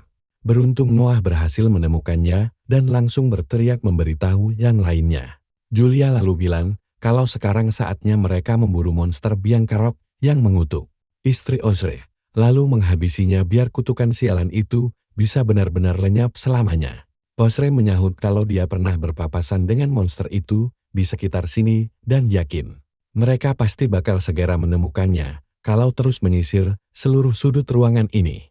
Noah ngingetin si pemandu, monster itu kudunya cuma boleh spawn di area plaza aja kan? Tapi si pemandu ngejelasin kalau monster satu ini pengecualian, aturan biasa gak berlaku. Real no cap. Pas mereka lagi sibuk-sibuknya nyari keberadaan si monster, Noah mendadak nemu buku lain dan sadar isinya tuh info rahasia yang emang dia cari-cari. Tapi, baru aja dia mau baca lembar berikutnya, mereka bertiga mendadak hadap-hadapan sama monster zirah berlengan panjang misterius yang kelihatan ngeri banget. Noah langsung kebelat pengen hantem tuh monster sambil langsung nyabut pedang andalannya. Tapi sebelum dia sempat maju, kakaknya langsung nahan dia dan nyuruh buat mundur aja. Julia langsung maju ke depan, ngotot bilang kalau dia yang bakal beresin monster zirah itu. Padahal tadi dia penasaran banget pengen lihat langsung gimana skill bertarung adiknya. Si monster malam langsung mulai ngelepasin tebasan gelap yang pekat banget. Bikin Julia kudu nahan tebasan itu sekuat tenaga sambil gemetaran nahan bebannya. Tebasan itu kuat gila, sampai naon ama Ozer kudu buru lompat mundur biar gak kena. Julia beneran heran, kok bisa dia yang malah dipojokin abis-abisan kayak ini. Ogah bikin duel ini makin lama, dia langsung sigap bangkit buat ngebalas serangan lawan. Julia maju lagi pakai gerakan zigzag super cepat, mendadak muncul tepat di belakang monster. Tapi sebelum serangannya mendarat, si monster langsung nangkis tebasan itu dengan gampang. Sementara itu, Noah ama pemandunya lagi ngompet di balik rak buku. Noah mantau kakaknya dengan cemas, soalnya semua serangan Julia bisa ditahan gampang banget. Padahal matanya sendiri aja kesulitan ngikutin gerakan secepat itu. Tapi ladi Julia ogah menyerang dan ngeluarin jurus pedang api bayangan daya kedua, Flame Vortex. Meskipun si pemandu yakin serangan ini bakal mempan, Noah dapat firasat buruk soal ini. Julia melompat gesit ke sisi lain monster itu dan akhirnya berhasil mendaratin serangan telak. Tapi sirah monster itu kelewat keras, bahkan gak lecet sedikit pun, abis kena tebasan. Seketika monster itu mangap lebar. Mulut busuknya yang lebar terbuka, membakin serangan berenergi kehijauan yang mistis abis. Serangan kutukan itu langsung bikin lengan Julia melemah seketika, lemas tak berdaya. Untungnya, tepat sebelum monster nembakin nafas setannya, Noah langsung melesat cepat dan menyelamatkan kakaknya dari maut. Dia buru-buru mastiin keadaannya dan nanya apa kakaknya masih sanggup lanjut bertarung. Julia bersikeras masih kuat, tapi dia langsung ngingetin Noah tentang bahaya dari lengan kosong monster. Berdasarkan info yang berhasil dia analisa sejauh ini, sentuhan sekecil apapun dari lengan itu bakal bikin kita kena kutukan misterius. Dia jelasin kalau dengan kondisi tangannya yang udah kena kutukan, dia gak bakal bisa ngasih tebasan penentu. Noah terus natap kakaknya dan minta bantuan yang krusial banget. Dia minta apa kakaknya bisa ngeluarin jurus yang sama kayak tadi sekali lagi. Julia sebenarnya ogah pakai jurus maut yang tadi hampir aja bikin nyawanya melayang. Tapi dia tetap setuju dan langsung melesat maju lagi, ngincer lengan si monster itu. Julia ngaktifin tarian pedang api bayangan. Sementara Noah pak tarian pedang cahaya bayangan gaya Messi buatannya. Kedua serangan mereka sukses menghantam telak. Tapi kombinasi itu pun masih belum cukup buat ngegores sirah monster mengerikan itu sedikit pun. Melihatnya masih berdiri kokoh, Julia beneran nyebut makhluk ini monster sejati. Seketika monster itu nyerang balik, Julia melompat ke atas sementara Noah menangkis serangannya. Bikin situasi jadi kacau balau. Kakaknya langsung ngasih isyarat buat mundur selagi dia bersiap melepasin jurus terkuat bentuk kedua instay. Dia langsung berteriak memanggil Noah. Dan Noah langsung memadukannya dengan skill miliknya yang bernama pisau tunggal bipolar. Dia langsung gaspol menyerang. Tapi monster sialan itu malah menangkap pedangnya sampai tidak bisa bergerak. Untungnya Julia langsung membantu pakai pusaran api bayangan buat menyelamatkan dia dari sana. Sadar tidak, di titik ini Noah langsung sadar kalau saudarinya kehabisan hampir seluruh tenaga inti sihirnya. Bikin dia keringat dingin dan kepikiran buat mundur saja. Tapi tiba-tiba muncul monster lain yang wujudnya sama persis, bikin situasi mereka makin kacau 2 kali lipat, cuy. Noah mendengar suara asing membisikkan tentang kekuatan yang tercampur tapi kondisinya masih belum stabil. Seketika, Noah terlempar ke dimensi lain. Dia pun bertanya pada sosok cahaya misterius di depannya, ini di mana, dan siapa dia sebenarnya. Sosok cahaya menyala itu bilang, kalau Noah adalah penerus pertama bagi Korps Otoritas Dewa setelah sekian abad, dan dia tidak mau Noah mati konyol secepat ini. Makanya, sosok itu memberikan bocoran tipis-tipis berupa nama sebuah teknik bertarung yang super rahasia. Tiba-tiba saja, Noah sudah tersadar kembali di dunia nyata, lengkap dengan sebuah notifikasi sistem kalau dia baru saja bangkit menjadi penerus baru, dan sistem inti otoritas dewa yang paling gila resmi terbuka. Tanpa ragu, Noah mengaktifkan gaya otoritas dewa wujud kedua yaitu Ganda, pembelah langit, lalu memperingatkan monster itu kalau waktunya bermain-main sudah habis dan sekarang saatnya pembalasan.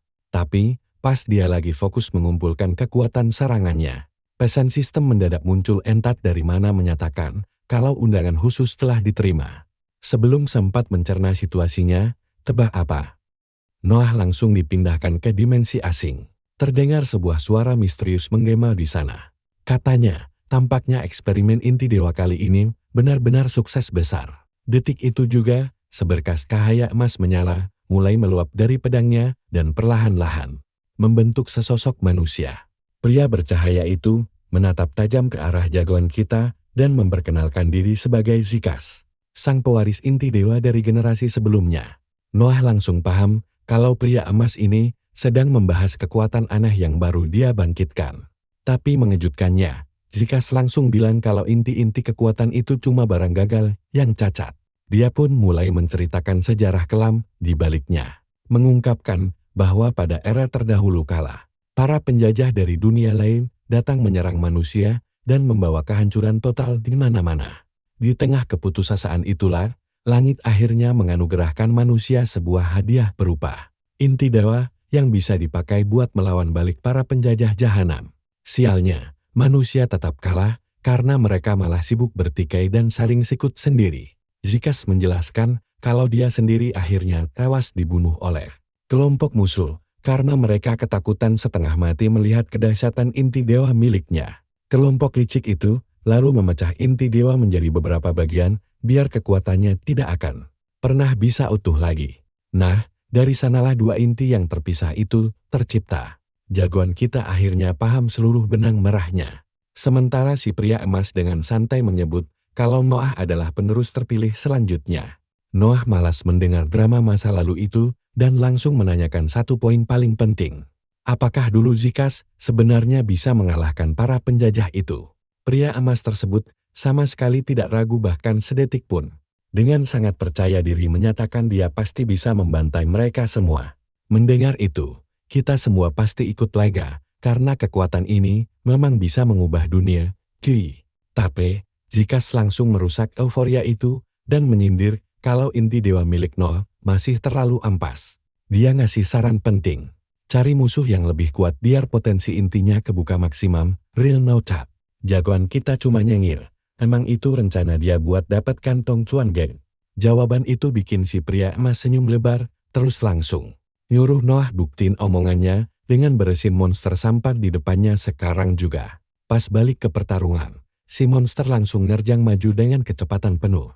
Tapi bos kita tetap santai di tempatnya. Yakin banget kalau bisnis ini bakal beres detik ini juga.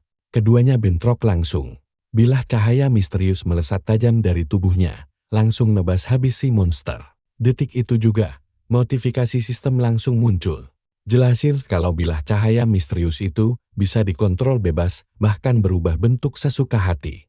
Osre teriak heboh pas lihat Noh sukses nebas putus bagian lengan si monster pas dia lagi coba kabur ketakutan. Tapi jagoan kita gak kasih ampun dan langsung ngejar. Teriak kalau sekarang mangsanya yang balik berburu.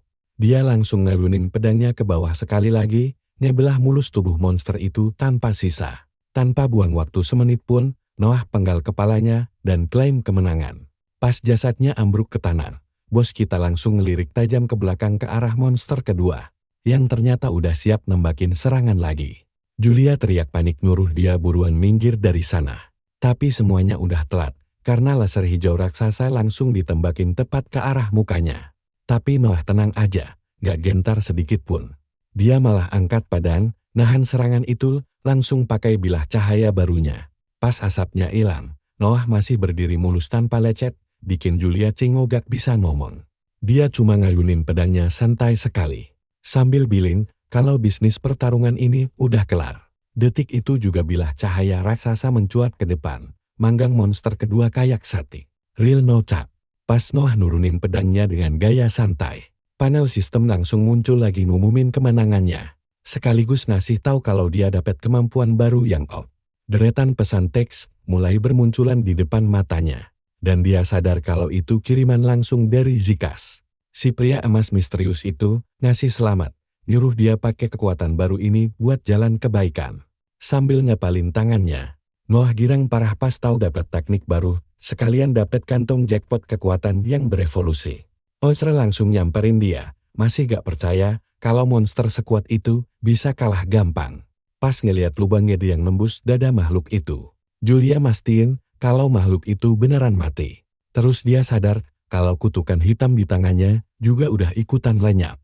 Dia yakin kalau istrinya juga pasti udah sembuh. Jadi mending mereka berdua buruan balik pulang sekarang. Tapi sebelum cabut, Julia ngeliatin Noor dengan curiga karena dia cuma punya tingkat 2 bintang. Dia nanya dari mana asal-usul dia bisa dapat ilmu pedang gokil begitu. Tapi jagoan kita cuma coba alihin topik dengan santai. Julia langsung motong omongannya, gak percaya kalau dia ngaku cuma sekadar niru aja. Dia pun mulai jelasin teori di balik berbagai gaya berpedang mana. Mulai dari gaya pedang sihir dasar sampai gaya api bayangan miliknya. Gaya kilat bayangan yang andalin kecepatan, sampai gaya bayangan dalam yang menipu. Tapi gaya tarung mol, gak mirip siapapun, bikin dia curiga, apa sih rahasia besar yang disembunyiin. Setelah mereka berdua saling tatap-tatapan tegang cukup lama, Julia akhirnya ngalah dan cuma bilang dia gak sabar nunggu hari mereka duel lagi demi Monacor. Pas balik ke kediaman, bos kita langsung otu ke tempat F bareng instruktur Kilai. Noah langsung ngejelasin kalau dia mau nuker buku N buat dapet info penting soal para pembunuh bayaran itu. Tapi pas pintu dibuka, ruangannya udah berantakan dan Chase cuma bersandar lemes di tembok dekat situ. Noah langsung nanya, apa-apaan sih yang sebenarnya terjadi di sini? Chase ngejelasin kalau F diculik pas dia lagi sibuk ngerjain misi lain di luar. Pelakunya si Skull sama kroco-krokonya yang pengen korek info tentang bos kita. Noah, kata dia, si manusia sampah itu nulik F biar dia mau buka mulut. Dengar itu, Noah malah senyum licik pas tahu Skull ternyata juga terlibat sama urusan pembunuh bayaran. Artinya, sekali dayung 2-3 pulau terlampau, alias puan double.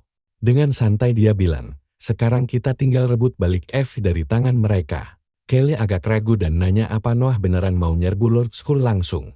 Tapi bos kita ngeyakinin kalau ini bakal jadi ajang pembantaian satu arah, real no cap.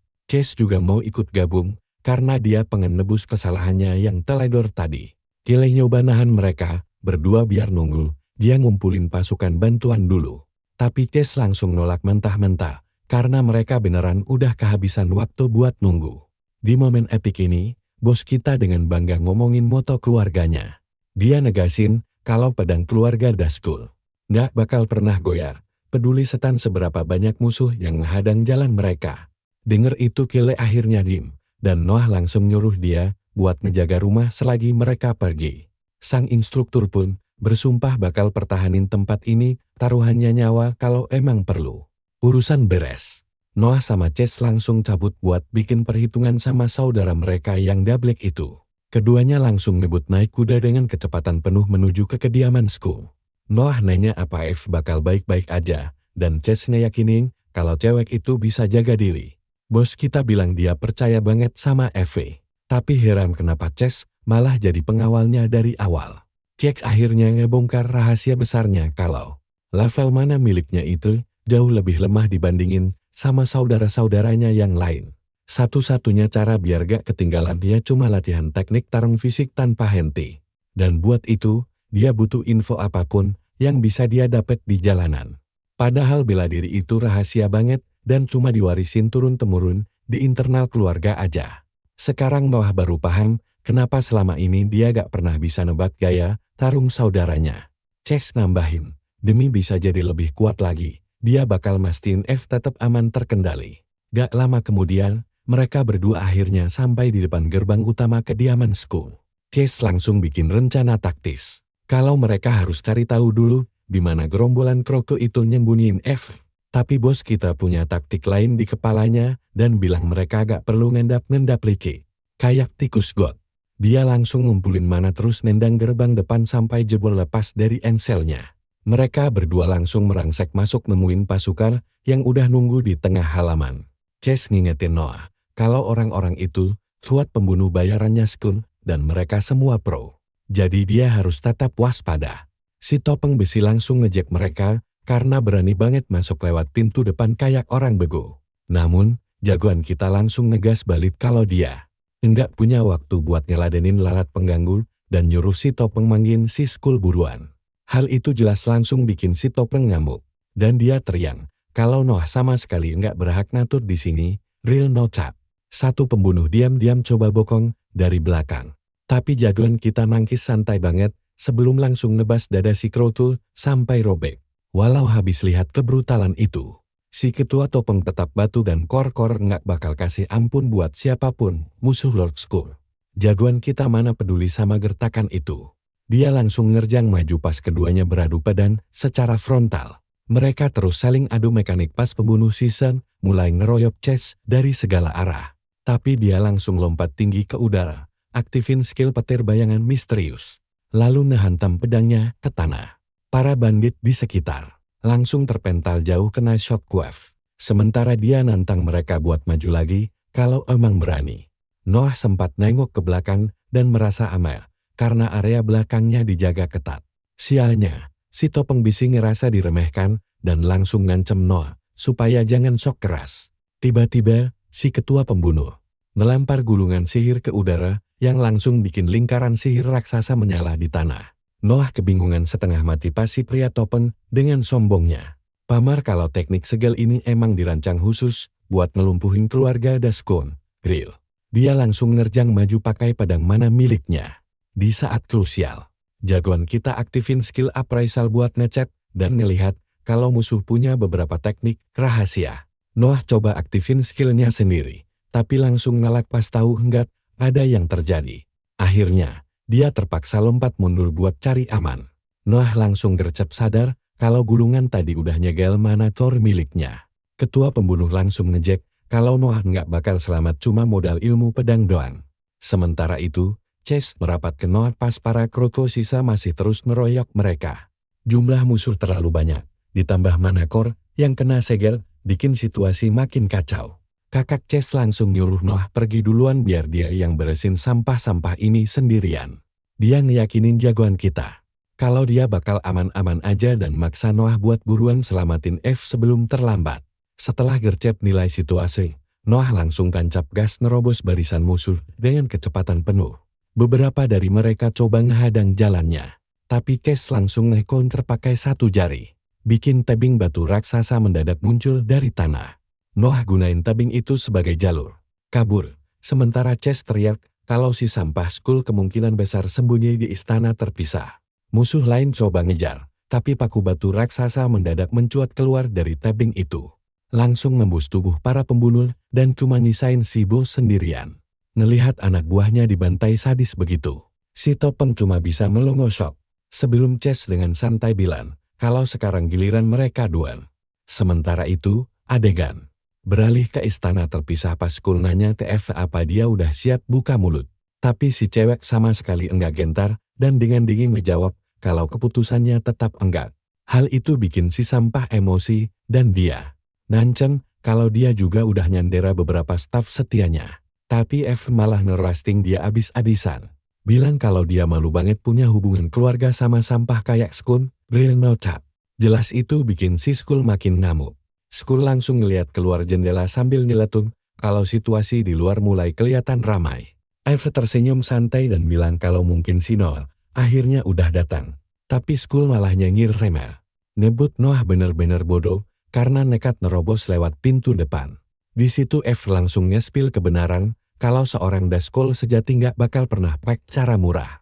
Taktik licik itu bukan gaya Noah. Dan nerobos langsung dari depan emang cocok banget sama harga dirinya. Dia bahkan berterima kasih karena Skull udah jadi sampah. Karena berkat itu dia akhirnya bisa ngeliat kekuatan asli Noah. Omongan itu langsung bikin Skull kena mental. Tangannya refleks megang gagang pedang dengan amarah yang meluap. Tapi tepat di detik itu, Noah langsung meluncur nerobos jendela. Dapat poin aura maksimal gokil abis. Pahlawan kita ini dengan bangga mendeklarasikan kalau dia datang buat nyelamatin F. F malah bercanda sambil nebales kalau si Noah ini datangnya lama banget. Belum sempat ngobrol lanjut, Skull langsung motong pembicaraan sambil nodongin pedangnya lurus ke arah Noah. Noah cuma senyum santai, ngangkat senjatanya sendiri, dan nantang buat nyelesain semuanya di sini, sekarang juga biar kelar. Skull malah nyengir sinis, beneran ngira kalau dia punya kemampuan buat menangin pertarungan ini. Noah sih santai aja, kayak hasil akhirnya udah ketebak. Di matanya, Skull itu jauh di bawah dia dalam segala hal. Tatapannya yang kelewat sombong itu benar-benar ngehancurin ego rapuh milik Skull dan Skull. Makanya, si Agilord, baperan ini langsung nerjang maju. Nebet banget pengen bungkem adeknya yang udah berani kurang ajar. MC kita langsung cabut pedang dan masang kuda-kuda buat nahan tebasan brutal itu. Dahsyatnya benturan serangan itu langsung melempar mereka berdua nembus dinding sampai ke area luar. Adu tebasan di udara. Keduanya bergerak secepat kilat, sampai akhirnya jatuh menghantam tanah. Bikin reruntuhan batu meledak di sekeliling mereka. Biar kita tahu seberapa kuat si Skull, Noah langsung nge-uprise dia. Aura petir hitam kelihatan berkobar di sekitar kakaknya. Sementara semua skillnya dapat rating di atas 6 bintang. Karena penasaran sama masalah si abang, Noah nyoba ngajak ngomong dan nanya apa yang bikin dia sebenci itu, sampai tega ngirim bocil buat ngebunuh dia. Mendengar itu, senyuman psikopat langsung melebar di wajah Skull sambil ngeklaim kalau alasannya udah kelihatan jelas banget. Gak bisa nahan emosi lagi, Skull langsung nerjang maju sambil teriak kalau dia muak ngeliat Noah napas di tanah yang sama. Tapi MC kita langsung nge-counter dan ngepak dia kayak lalat. Noah sadar kalau Skull udah ngelepas segel kore miliknya setelah keluar dari lingkaran sihir. Kedua pedang itu beradu lagi saat Skull akhirnya teriak ngelampiasin semua rasa insecure-nya. Dia ngamuk karena bokapnya malah ngasih semua perhatian ke Noah. Meskipun Noah berhasil nangkis pedang Skull, si gila ini langsung nebas balik dengan kekuatan dahsyat yang bisa ngebelah tubuh jadi dua. Untungnya, jagoan kita berhasil ngehindar dengan cara nunduk di waktu yang pas banget. Habis itu dia milih mundur karena tahu Skull bakal mendominasi kalau mereka cuma adu mekanik pedang. Kelihatan banget kalau Skull pinter nge-mix serangannya. Ngebantai lawan pakai kombinasi tipuan biar musuh kena main game. Emang gak terhormat sih, tapi trik kotor kayak gitu efektif banget di pertarungan asli. Sambil ngangkat pedangnya, Skull nyuruh Noah jadi adek yang penurut dan jadi batu loncatan buat kesuksesannya. Lalu dia ngeluarin jurus gaya UN bentuk ketiga, parade malam pasukan hantu. Tiba-tiba, jagoan kita langsung kejebak. Dikepung habis-habisan sama komplotan tengkorak lapar yang menatapnya kayak mangsa empuk. Real, nyari banget. Tapi ya, rongsokan tulang ini bukan tandingan dia. Langsung dihancurin berkeping-keping kayak kertas, gak ada obat. Di saat bersamaan, dia tetap waspada penuh.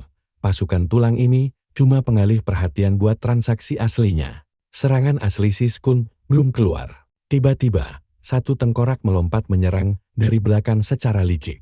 Tapi dia merasakan hawa membunuh itu di detik terakhir dan langsung bergerak cepat. Berputar cepat menahan tebasan itu dengan refleks secepat kilat, mulus banget. Kaget sama kekuatannya, dia sadar pasukan ini bukan cuma ilusi murahan, ini barang asli. Begitu sisa pasukan mulai merangsek maju, dia langsung cari celah buat beresin semuanya sekaligus. Sekali jalan, melompat tinggi ke udara, dia langsung merilis jurus robekan kembar badai langit. Pancaran cahaya dahsyat menyapu seluruh area pertempuran dan langsung meremukkan tiap jengkal monster tulang itu, mengirim mereka balik ke tanah kuburan. Tapi begitu dia mendarat, para klon tulang itu malah bangkit lagi kayak punya titik simpan nyawa. Males buang waktu buat kloco gak penting, dia mutusin buat langsung ngincar dalang di baliknya. Mulut si Skull langsung mangap lebar melihat saudaranya ngebantai habis seluruh pasukannya sendirian. Pas lagi adu pedang sama Skull, Noah merasa ada pasukan tengkorak yang mau bokong dia. Energi robekan kembar melesat ke belakang kayak cakra ekor 9. Langsung memanggang tulang mereka. Si Naruto versi pedang ini teriak kalau mau sebanyak apapun monster yang dipanggil Skun. Semuanya tetap aja lemah dan memalukan kayak majikannya. Gak ada harganya. Sadar posisinya mulai goyah, Skun langsung mundur buat ambil jarak aman. Dia hilangkan semua pasukan tulang, lalu menancapkan pedangnya dalam-dalam ke tanah. Detik itu juga, pusaran mana raksasa langsung meledak dan menyebar ke segala arah. Bingung sih, tapi jagoan kita langsung pasang kuda-kuda buat menghadapi kejutan berikutnya. Tiba-tiba, seekor naga perak raksasa meledak keluar dari dalam tanah. Mengikuti perintah mutlak majikannya. Naga itu langsung menerjang Noah, dengan rahang terbuka lebar kayak mau melahap potongan pizza terakhir. Tapi Noah santai aja, gak ada takutnya, soalnya ini kesempatan emas buat uji coba trik baru.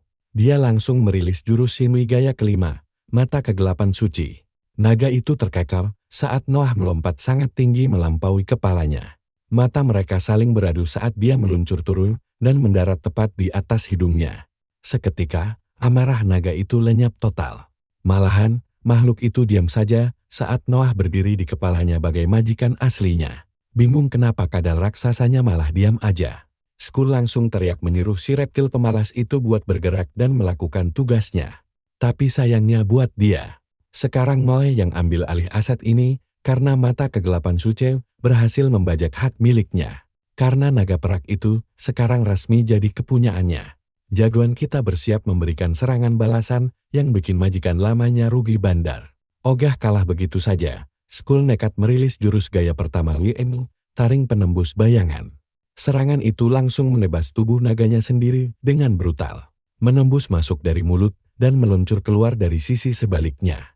Ledakan cahaya raksasa memenuhi langit saat naga itu hancur berkeping-keping kayak esek eksperimen. Minuman soda dicampur permen Mentos. Kejadian tak terduga itu jadi. Umpan paling mulus buat jagoan kita menyelinap tepat ke arah belakangnya. Lewat satu tebasan horizontal yang bersih. Dia menyabet luka menganga lebar di punggung Skul. Skul untungnya masih sempat meloloskan diri tepat waktu. Karena sudah benar-benar terpepet pasrah. Dia akhirnya terpaksa mengeluarkan trik paling murah dan kotor dari taktik liciknya. Dia menarik keluar peluit putih pucat dari sakunya.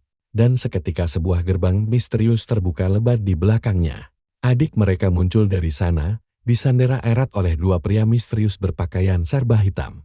Menyeringai lebar, mirip tikus got licik yang penuh manipulasi. Skul langsung mengingatkan Noah kalau menyelamatkan adik mereka adalah tujuan utama dia datang kemari. Jadi, dia menawarkan kesepakatan simpel. Kalau nekat bergerak sedikit saja, adik manis mereka langsung tamat. Noah benar-benar muak melihat taktik pengecut nan murahan ini. Tapi Skul masa bodoh soal harga diri. Dia janji bakal melepasnya setelah berhasil menendang Noah keluar dari game ini selamanya. Tepat di detik itu, ledakan sihir merar yang dahsyat langsung mementalkan kedua saudara tersebut. Bingung setengah mati, kedua bersaudara itu sama-sama tidak paham dengan apa yang baru saja terjadi. Begitu kepulan debu akhirnya menipis. Mereka syok melihat sesosok satria berzirah hitam berkilau yang sangat mereka kenal berdiri, melindungi adik mereka. Setelah Damian membuat kemunculan yang sangat mencolok, cowok itu dengan tegas menyatakan kalau Skul tahu betul Eve tidak punya niat ikut campur dalam perebutan tahta ini. Skul tampak tidak peduli, tapi Damian dengan dingin berjanji akan menghabisinya karena telah berani melanggar aturan keluarga. Gaya bicaranya seolah dia sudah latihan pidato penjahat di depan cermin setiap pagi. Bocah tengil itu langsung bersiap menahan serangan yang akan datang. Tapi saat itu juga, jagoan kita langsung membongkar gertakan kosong itu dan mengatakan kalau semua drama ini hanyalah alasan murahan untuk mencuri manikur miliknya secara halus. Noah dengan tegas memperingatkan kalau dia tidak peduli siapapun yang mencoba menghalangi jalannya. Namun sebelum ketegangan di sana pecah semakin parah, Eve dengan tenang mengingatkan Damian bahwa mengganggu pertarungan demi manikor juga termasuk pelanggaran berat terhadap aturan keluarga mereka. Damian berdecak kesal sebelum akhirnya memilih mundur dan membiarkan kedua bersaudara itu melanjutkan duel mereka. Sementara dia menonton santai dari pinggir lapangan layaknya bangsawan kaya penikmat hiburan premium. Suasana pun mendadak berubah. Menjadi sangat tegang saat semua mata kembali tertuju ke arah arena pertempuran. Noah mengayunkan pedangnya santai ke arah Skul. mengajak lanjut baku hantam dari titik terakhir mereka berhenti. Begitu menyadari lawannya sempat ragu-ragu, meski hanya sedetik saja. Dia langsung mengejeknya, bertanya apa dia sudah tidak bisa bertarung tanpa harus berlindung di balik sandera anak-anak. Skull perlahan kehilangan kesabaran karena merasa di mata mereka semua. Seluruh anggota keluarga selalu memandangnya sebelah mata, apapun usaha keras yang dia lakukan. Energi hitam tiba-tiba meledak dahsyat saat dia melepaskan jurus gaya UN bentuk ketujuh. Aura menyeramkan menyelimuti tubuhnya dalam gelombang pekat, sampai membuat udara di sekitarnya terasa sangat menyesakan. Bocah tengil itu berteriak murka kalau dia akan mencincang tubuh Noah menjadi kepingan kali ini. Namun, jagoan kita sudah membaca gerakannya, karena tahu. Gaya Yuan yang dipakai Skull sangat bergantung pada trik tipuan dan celah tersembunyi. Noah memperhitungkan, jika dia tidak melakukan kecerobohan yang membuka celah, kemenangan telak sudah pasti berada di tangannya. Skull langsung melesat maju menyerang. Noah menangkis tebasan itu dengan bersil, dan duel maut mereka berlanjut tanpa membuang waktu sedetik pun. Pedang tajam saling beradu keras melawan pedang, saat kedua saudara itu terus meluncurkan serangan tanpa ampun di medan laga. Setelah beberapa bentrokan, Noah langsung merilis teknik sobekan brutal Twin Heaven miliknya. Namun anehnya, tebasan mematikan tersebut gagal menembus pertahanan aura kegelapan milik Skull. Jagoan kita sempat dibuat terkejut setengah mati selama beberapa saat. Namun sebelum dia sempat menghindar, Skull langsung melancarkan serangan balik dengan gaya UN bentuk keempat, Aphasia Shadow. Hujan bilah hitam raksasa langsung melesat membelah udara dengan kecepatan gila, Real Knockout. Tapi si Noah masih sempat-sempatnya menangkis hampir semua serangan pakai presisi super tipis yang beneran menyelamatkan nyawanya lewat insting murni saat ini. Sialnya, pertahanan itu tidak bertahan lama karena tebasan tak terhentikan mendadak menembus dan mementalkan Noah ke belakang dengan kekuatan dahsyat. Skull langsung maju menerjang buat menyudahi pertarungan ini. Namun, Noah entar, bagaimana sanggup menahan gempuran itu dan lolos cuma dengan luka gores tipis di wajah tampannya. Bahkan Skull kelihatan kaget banget pas melihat bocah ini selamat dari serangan mematikan. Tapi tiba-tiba Noah menancapkan pedangnya ke tanah, memicu pendar pijar cahaya jimat yang meledak ke atas, memaksa Skull mundur sekaligus memberi Noah sedikit ruang bernapas yang berharga. Noah sadar kalau posisi dia sekarang jauh lebih terjepit dari apa yang dia duga. Karena Skull bukan cuma pakai teknik bertarung licik, tapi dia juga punya pertahanan gila buat menahan serangan langsung si Noah. Noah dan Skull heran kenapa Skull harus jatuh ke cara penakut begini padahal dia sudah punya kekuatan sebesar ini karena dengan daya tempur gila itu dia harusnya bisa bertarung adil dalam perebutan tahta sejak awal. Skull menjawab ketus kalau ayah mereka tidak pernah sekalipun mengakuinya karena menganggap bakat licik itu tidak berharga di keluarga The Skull. Dendam yang terpendam jauh di dalam hatinya tak pernah padam. Berbekal kebencian itu, Skull akhirnya bikin sistem tempur sendiri yang dia sebut gaya UN. Biarpun dia sudah berjuang mati-matian demi menjadi kuat, sang ayah tetap saja enggan melirik dirinya. Seolah bapaknya kena penyakit mata pilih-pilih tiap kali Skull masuk ke dalam ruangan. Terbakar amarah dan rasa iri, dia akhirnya yakin kalau kemenangan cuma bisa diraih lewat jalan kejamnya sendiri dalam perang tahta. Makanya, dia rela mengotori tangannya sebagai penjahat asal itu bisa menjamin hasil yang dia mau. Begitu kata-kata itu keluar, pilar aura gelap berkilau mendadak meledak di sekitarnya dan membutakan mata orang-orang terdekat. Skull mendadak memutuskan dirinya sudah cukup membuang waktu dengan omong kosong sebelum melepaskan jurus andalannya yang bernama gaya Yuan bentuk ke-9 Dragon Slaying Burial. Naga raksasa yang tercipta dari aura hitam pekat melesat keluar dari pedangnya dan membubung tinggi ke langit sebelum menghantam bumi dengan kekuatan destruktif yang sangat mengerikan. Noah buru-buru melindungi diri saat ledakan kolosal itu mengoyak seluruh medan pertempuran. Dan setelah debu-debu akhirnya mereda, naga bayangan itu berdiri mencekam di belakang Skull layaknya bos akhir game yang lolos dari update nerf. Pahlawan kita kepayahan buat mengatur napasnya. Sementara Skull menyadari kalau inti mana milik Noah sepertinya sudah mencapai batas maksimal.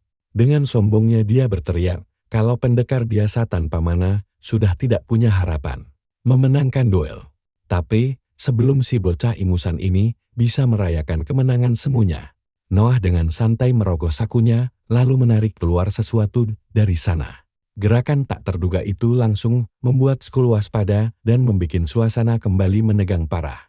Skul mendadak melotot setelah melihat benda padat yang disebut Noah sebagai racun yang diam-diam mereka berikan padanya selama ini. Sengaja disimpan rapi demi mengantongi cuan kemenangan di momen begini.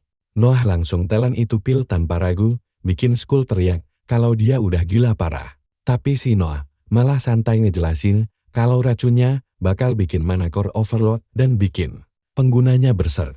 Dia juga ngebongkar kalau dia gak takut lagi sama efek itu. Soalnya tubuh dia udah kebal racun pas di masa lalu. Real no cap. Tiba-tiba aura yang ngeri banget langsung meledak dari tubuh Noah dan langsung nyebar ke seluruh medan tempur. Tekanannya asli gila banget. Noah bilang barang itu sebenarnya ramuan ajaib buat mulihin mana dia, sekaligus ngasih dia skill baru buat nambah koleksi jurusnya. Abis itu dia bilang ke Skul kalau dia punya alasan kuat kenapa dia kali ini gak boleh gagal. Sambil ngebahas kehidupan lamanya yang dulu. Dia tegas bilang gak bakal biarin tragedi itu keulang lagi, peduli setan berapapun harganya. Dia langsung ngeluarin jurus Shinigaya kedua, si tebasan cahaya kegelapan. Mana suci ama mana kegelapan langsung meluap barengan dari pedangnya, liar banget asli. Tanpa ragu Noah langsung maju. Kedua petarung ini langsung saling tabrak pakai teknik andalan mereka, siap buat bentrokan terakhir.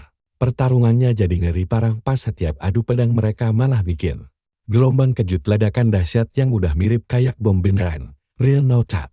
Area sekitaran mereka bahkan ikut gemeteran hebat gara-gara tekanan duel sengit mereka berdua.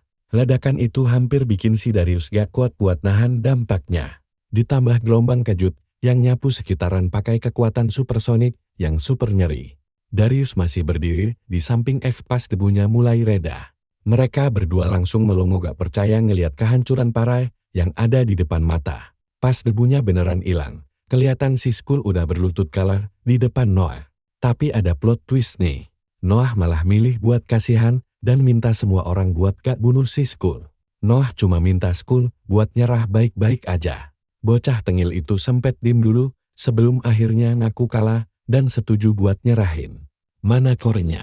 Noah terima deal itu dengan santai, tapi pas suasananya dikira udah aman terkendali. Tiba-tiba Skul ngeluarin trik licik terakhirnya dan langsung nusuk perut Noah dengan kejamnya. Tepat pas dia lagi lengah-lengahnya, gak ngotak banget. Darius sama F langsung shock berat. Sementara Skul teriak histeris gak bakal mau nyerah sama orang kayak Noah. Dia juga ogah banget dibikin malu atau diremehin orang lain lagi seumur hidupnya. Gara-gara udah gila dan frustrasi. Si bocah itu langsung nyabut pedangnya terus nyebet perut Noah secara brutal. Tebasan sadis itu bikin penonton di sekitaran langsung pada matung. Sebentar, soalnya si Skul ini beneran nyari drama maksimal sebelum kalah. Noah langsung batuk darah, bikin F panik dan buru-buru mau maju nolongin. Tapi si Darius gercep nahan, dia biar gak bertindak gegabah di tengah kekacauan ini. Skul gak buang waktu dan langsung nerjang maju buat ngasih serangan mematikan terakhir. Untungnya Noah masih bisa gerak lebih cepat dikit banget dan langsung nebas dada si Skul. Serangan balik itu kena telak dan langsung ngebalikin keadaan di medan tempur lagi. Skul ambruk ke tanah sambil muntah darah terus-terusan. Pas mereka berdua sekarat kehabisan darah di medan tempur yang hancur. Noah jadi ngebatin apa? Emang gini cara tarung keluarga Daskon? Soalnya aslinya ini kelihatan makin gila ketimbang keren. Dia cuma bisa nyindir sinis kelakuan anggota keluarga ini yang kayaknya lebih mentingin gengsi dibanding nyawa sendiri. Abis ngomong gitu, dia langsung ambruk ke tanah gara-gara kehabisan darah dan tepar parah. Kali ini, F langsung lari nyamperin jagoan kita. Tapi Darius ngasih peringatan kalau luka Noah itu parah banget dan tim medis gak bakal keburu nyelamatin dia. F ngejawab santai aja. Dia bisa urus sendiri lalu langsung ngalirin mana ke teknik pemulihannya tanpa ragu sedikit pun. Dia ngaktifin jurus Jaya Inkai bentuk pertama, hasil lantern. Dan untungnya, pendarahan di luka Noah langsung bisa mampet. Setelah beberapa momen menegangkan, akhirnya si bos kita ini mulai sadar lagi. Dengan lemas, Noah nanya ke F soal teknik aneh yang barusan dia pakai. F pun ngejelasin walau dia gak ikutan berantem. Dia masih bisa pakai skill yang nyambung ke manacor miliknya. Noah beneran berterima kasih, karena udah diselamatin nyawanya. Tapi F langsung ngarahin pandangannya ke mayat Skull dan ngingetin dengan santai kalau manacor bocah tengil yang kalah itu sekarang sah jadi miliknya. Medan tempur mendadak sunyi pas Noah pelan-pelan balik badan ke arah mayat itu. Dia nyamperin manacor yang tergeletak terus langsung menyerapnya bulat-bulat ke dalam tubuhnya. Aliran energi dahsyat langsung nyebar ke seluruh badannya seketika. Pas buka layar status, Noah kaget karena manacor miliknya langsung naik 3 tingkat sekaligus. Gila sih. Perkembangan setara latihan keras bertahun-tahun didapetin cuma dalam sekejap mata, real no cap. Dan dia sendiri kelihatan agak cengong ngeliat hadiah yang beneran gak masuk akal ini. Pas banget saat itu, Che nongol di lokasi dan ngaku kalau dia gak pernah nyangka si bungsu yang bakal ngehabisin Skull pada akhirnya. Dia langsung nanya ke F apa dia sempat terluka pas pertarungan tadi. Tapi F langsung ngeyakinin dia kalau dirinya baik-baik aja berkat Damen yang langsung bertindak sebelum semuanya makin kacau balau. Obrolan itu langsung bikin perhatian semua orang beralih ke arah Damian sekarang. Dengan tenang Damen bilang dia cuma bertindak sesuai aturan keluarga aja, gak lebih. Keheningan yang menegangkan sempat tercipta antara Noah dan abangnya sebelum Damian akhirnya ngaku kalau dia beneran tertarik sama pertarungan tadi. Soalnya dia belum pernah lihat kekuatan sekeren itu melampaui batas manacor biasa. Suasana di sana mendadak jadi berat lagi pas sang abang mulai merhatiin Noah dengan tatapan yang jauh lebih penasaran dibanding sebelumnya. Kayak dia udah mulai ngeliat Noah sebagai ancaman nyata. Bukan cuma remahan rengginang figuran biasa. Damin ngaku kalau dia benar-benar penasaran sama rahasia di balik kekuatan aneh milik Noah. Tapi buat sekarang, claim that more important matters require his attention elsewhere. Sebelum mereka sempat lanjut ngobrol lebih jauh, tiba-tiba datang utusan yang dengan sopan ngasih tahu Noah kalau ayahnya manggil dia sekarang juga. Layar beralih ke istana megah milik Lord Victor yang langsung bilang dengan santai kalau dia udah dengar selentingan rumor kalau Noah sukses membangin Skull dan langsung nyaplok manacor miliknya. Lord Victor langsung nanya belak-belakan apa kabar burung itu beneran nyata. Dan tanpa ragu, Noah ngeyain semua omongan itu dengan super tenang. Abis denger itu, Victor langsung nanya pendapat jujur Noah soal kemampuan bertarung si Skull kemarin. Jagoan kita jujur ngaku kalau urusan ilmu pedang murni dan teknik mananya itu. Skull emang jauh lebih unggul dalam segala aspek, real no cap. Jawaban belak-belakan itu langsung memancing perhatian Lord Victor maklum.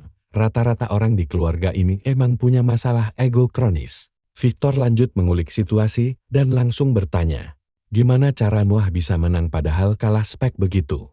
Noah jawab, kalau ambisi gilanya buat jadi kuat gak bakal ngebiarin dia kalah dari siapapun, gak peduli seberat apa pertarungannya nanti. Sang ayah puas banget dengar itu. Dia bilang Skull emang sering bikin onar yang gak dimaafkan di keluarga. Makanya, dia berniat kasih imbalan besar ke Noah karena akhirnya berhasil beresin kekacauan dan kegilaan si bocah labil itu selamanya. Lord Victor langsung menyuruh anaknya gak usah sungkan dan minta apa saja yang dia mau sebagai hadiah ganti ruginya. Bukannya minta harta melimpar atau senjata langka. Noah malah santai minta izin pergi menjalankan misi ke satu tempat yang sangat spesifik. Permintaan di luar nalar ini bikin Victor terhibur aneh aja. Kok Noah gak ada nafsu sama sekali sama emas, tumpukan harta karun, atau perlengkapan legendaris kayak bangsawan serakah lainnya. Si bos kecil menjawab kalau misi ini punya potensi cuan yang jauh lebih gede dibanding barang fisik. Dari ayahnya, Victor pun membatin penasaran. Apa ambisi ini lahir dari hasrat gilanya mengincar kekuatan sebelum akhirnya mengizinkan rencana itu dan bertanya kemana tempat yang mau dituju. Layar langsung beralih memperlihatkan Noah yang sedang naik kereta kuda bersama para pelayannya. Pelayannya penasaran dan langsung bertanya apa perjalanan ini, imbalan atas prestasi hebatnya kemarin. Noah mengiyakan kalau perjalanan ini emang bonus hasil kerjanya, real. Tapi dia menegaskan kalau perjalanan jauh ini bukan buat sekadar cari hiburan atau jalan-jalan santai. Dia langsung menyerahkan berkas rute perjalanan itu ke pelayannya. Selana pun sigap mengambil alih tugas buat mengurus semuanya biar beres. Tiba-tiba, Lydia dengan heboh membuka jendela kereta dan langsung berseru kalau kota tujuan mereka akhirnya sudah kelihatan jelas di kejauhan. Noah lega, karena akhirnya sampai di kota legendaris, hasil kolaborasi epik antara ras manusia dan bangsa naga.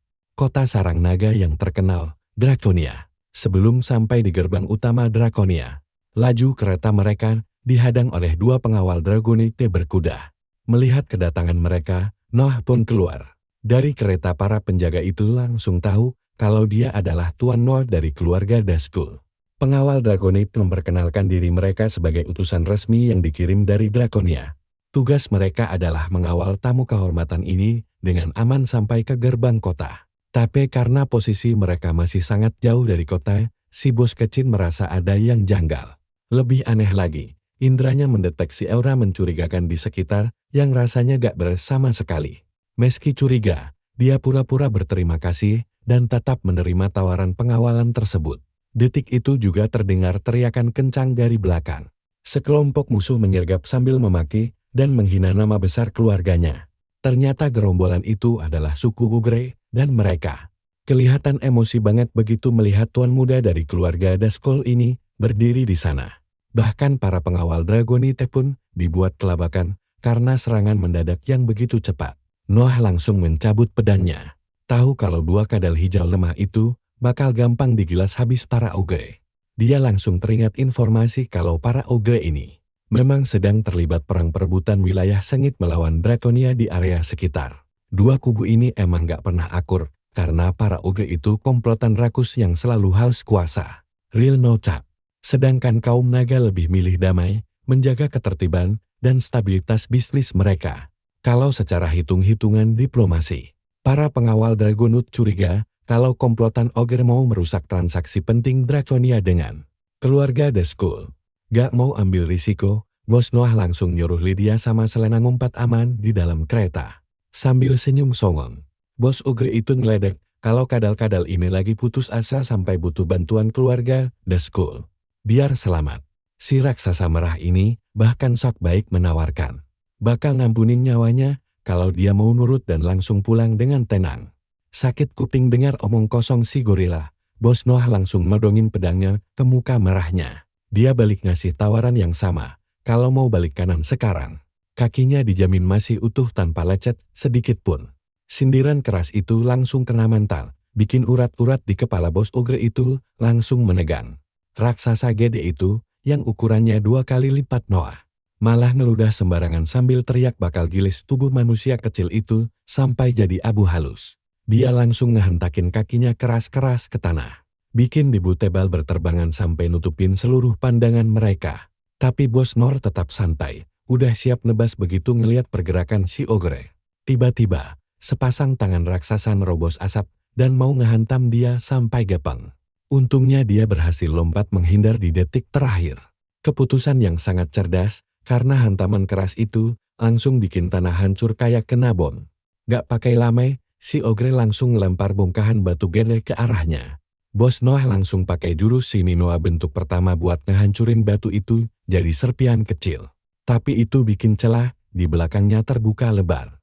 Melihat kesempatan emas ini, si gorila merah jelek langsung nyengir lebar. Pikirnya dia bakal bikin rekor baru dengan matahin semua tulang musuhnya dalam satu hantaman. Berbalik cepat, bos Noah langsung nangkis tonjokan itu pakai pedangnya. Sialnya, itu gak banyak nolong, karena daya hantam raksasa itu langsung mementalkannya secepat kilat. Real no cap sampai nabrak dinding gunung. Tapi entah gimana, dia masih bisa jalan santai tanpa ada tulang patah. Habis itu, dia baru ngakuin kalau kekuatan fisik si ogre emang gak main-main. Tapi cuma modal otot aja. Gak bakal cukup, karena kemenangan mutlak butuh teknik dan kontrol yang rapi. Si ogre malah ngetawain omongan soal teknik itu, dan ngejek dia bodoh, karena berani maju 1 lawan 1. Dia langsung narik tangannya buat ngelancarin pukulan pemecah tanah selagi bos kita nyerang dari atas. Bos Noah bermanuver lincah di udara, ngehindarin serangan itu, dan langsung nebas tangan si bos ogre tanpa ampun. 1 lawan tumbang, dia langsung nantang ogre lainnya buat maju barengnya, kalau masih mau dapet jatah. Provokasi itu sukses bikin mereka emosi. Keempat monyet merah itu langsung maju ngeroyok dia barengan. Bos Noah langsung ngeluarin jurus tebasan kembar si Minoa, bikin tubuh mereka robek kayak sat daging. Keempat ogre itu akhirnya tumbang berantakan di dalam kawah kayak pajangan rusak. Melihat sendiri kekuatan nyata dari tuan muda keluarga Dazgul, pengawal Dragonut sadar kalau kekuatannya jauh melampaui semua rumor yang beredar. Lydia dan Selena juga dibuat melongo melihat aksi hebat yang dia tunjukin. Walau senang dipuji, Bos Noah tetap ngingetin kalau mereka harusnya diam aman di dalam kereta. Tapi dasar mereka, kepala batu malah begitu. Jelas banget tugas mereka cuma mantau pas bosnya lagi sibuk panen aura. Lagian, Noah langsung ngeliat ke arah tebing dan nyuruh si penyintas terakhir keluar karena sembunyinya payah banget, asli deh. Begitu denger itu, naga raksasa langsung terbang lewat di atas mereka. Loncat dari bus tempur terbangnya. Satria Dragonite mendarat mulus di depan mereka semua. Kagum banget, Satria itu langsung muji kekuatan Noah yang dia lihat langsung pakai matanya. Dia ngenalin diri secara resmi sebagai Adelbald, kapten dari para Ksatria Naga. Sambil kesel, Noah nanya kenapa si kapten malah asik mager ketimbang bantuin mereka dari tadi. Adelbald langsung ngasih dia sebuah jawaban jujur yang kejam, kalau raja mereka nggak butuh orang lemah yang nggak bisa jaga diri. Padahal dia sendiri udah tahu jawaban yang udah jelas banget itu. Tapi Noah tetap nanya, apa dia lolos tes kecil mereka yang megah. Sang kapten ngeyain dan nawarin secara resmi buat ngantarin dia ketemu sama tuan mereka, Archados. Nggak lama kemudian, kereta kuda akhirnya nyampe kota Sarang Naga. Selena dibuat cengang lihat naga dan manusia bisa hidup bareng dengan damai banget. Seolah hal kayak gitu adalah kejadian paling biasa di dunia ini. Kan gak tiap hari kita bisa lihat anak-anak beda ras main bareng seseru itu. Habis perjalanan panjang, sang kapten nuntun mereka ke pintu masuk gua raksasa yang dijaga naga tingkat tinggi. Di dalam, mereka jalan ngelewatin lorong remang-remang yang diterangi lampu sihir yang menyala redup. Akhirnya, Adelbald berhenti di depan gerbang raksasa berukiran lambang kebesaran Draconia. Sang kapten ngasih tahu kalau dia udah bawa tuan muda dari keluarga Dazgul ke sana. Suara dari dalam langsung ngasih mereka izin buat masuk ke ruangan. Begitu gerbang raksasa itu mulai kebuka pelan. Tekanan aura yang ngeri langsung menuhin sisi ruangan. Pas ngerasain langsung, Noah sadar kalau ini adalah aura paling kuat yang pernah dia rasain seumur hidupnya. Pengawal naga langsung berlutut di depan tekanan luar biasa dari tuan mereka. Saking kuatnya tekanan itu, para pelayan langsung refleks ngumpet di belakang badan Noah. Sepasang mata biru yang menyala terang langsung natap dia tajam dari kegelapan. Saat cahaya mulai merangi seluruh ruangan, naga emas Raja Archador akhirnya nunjukin diri dan nyambut calon sekutu barunya dengan hangat.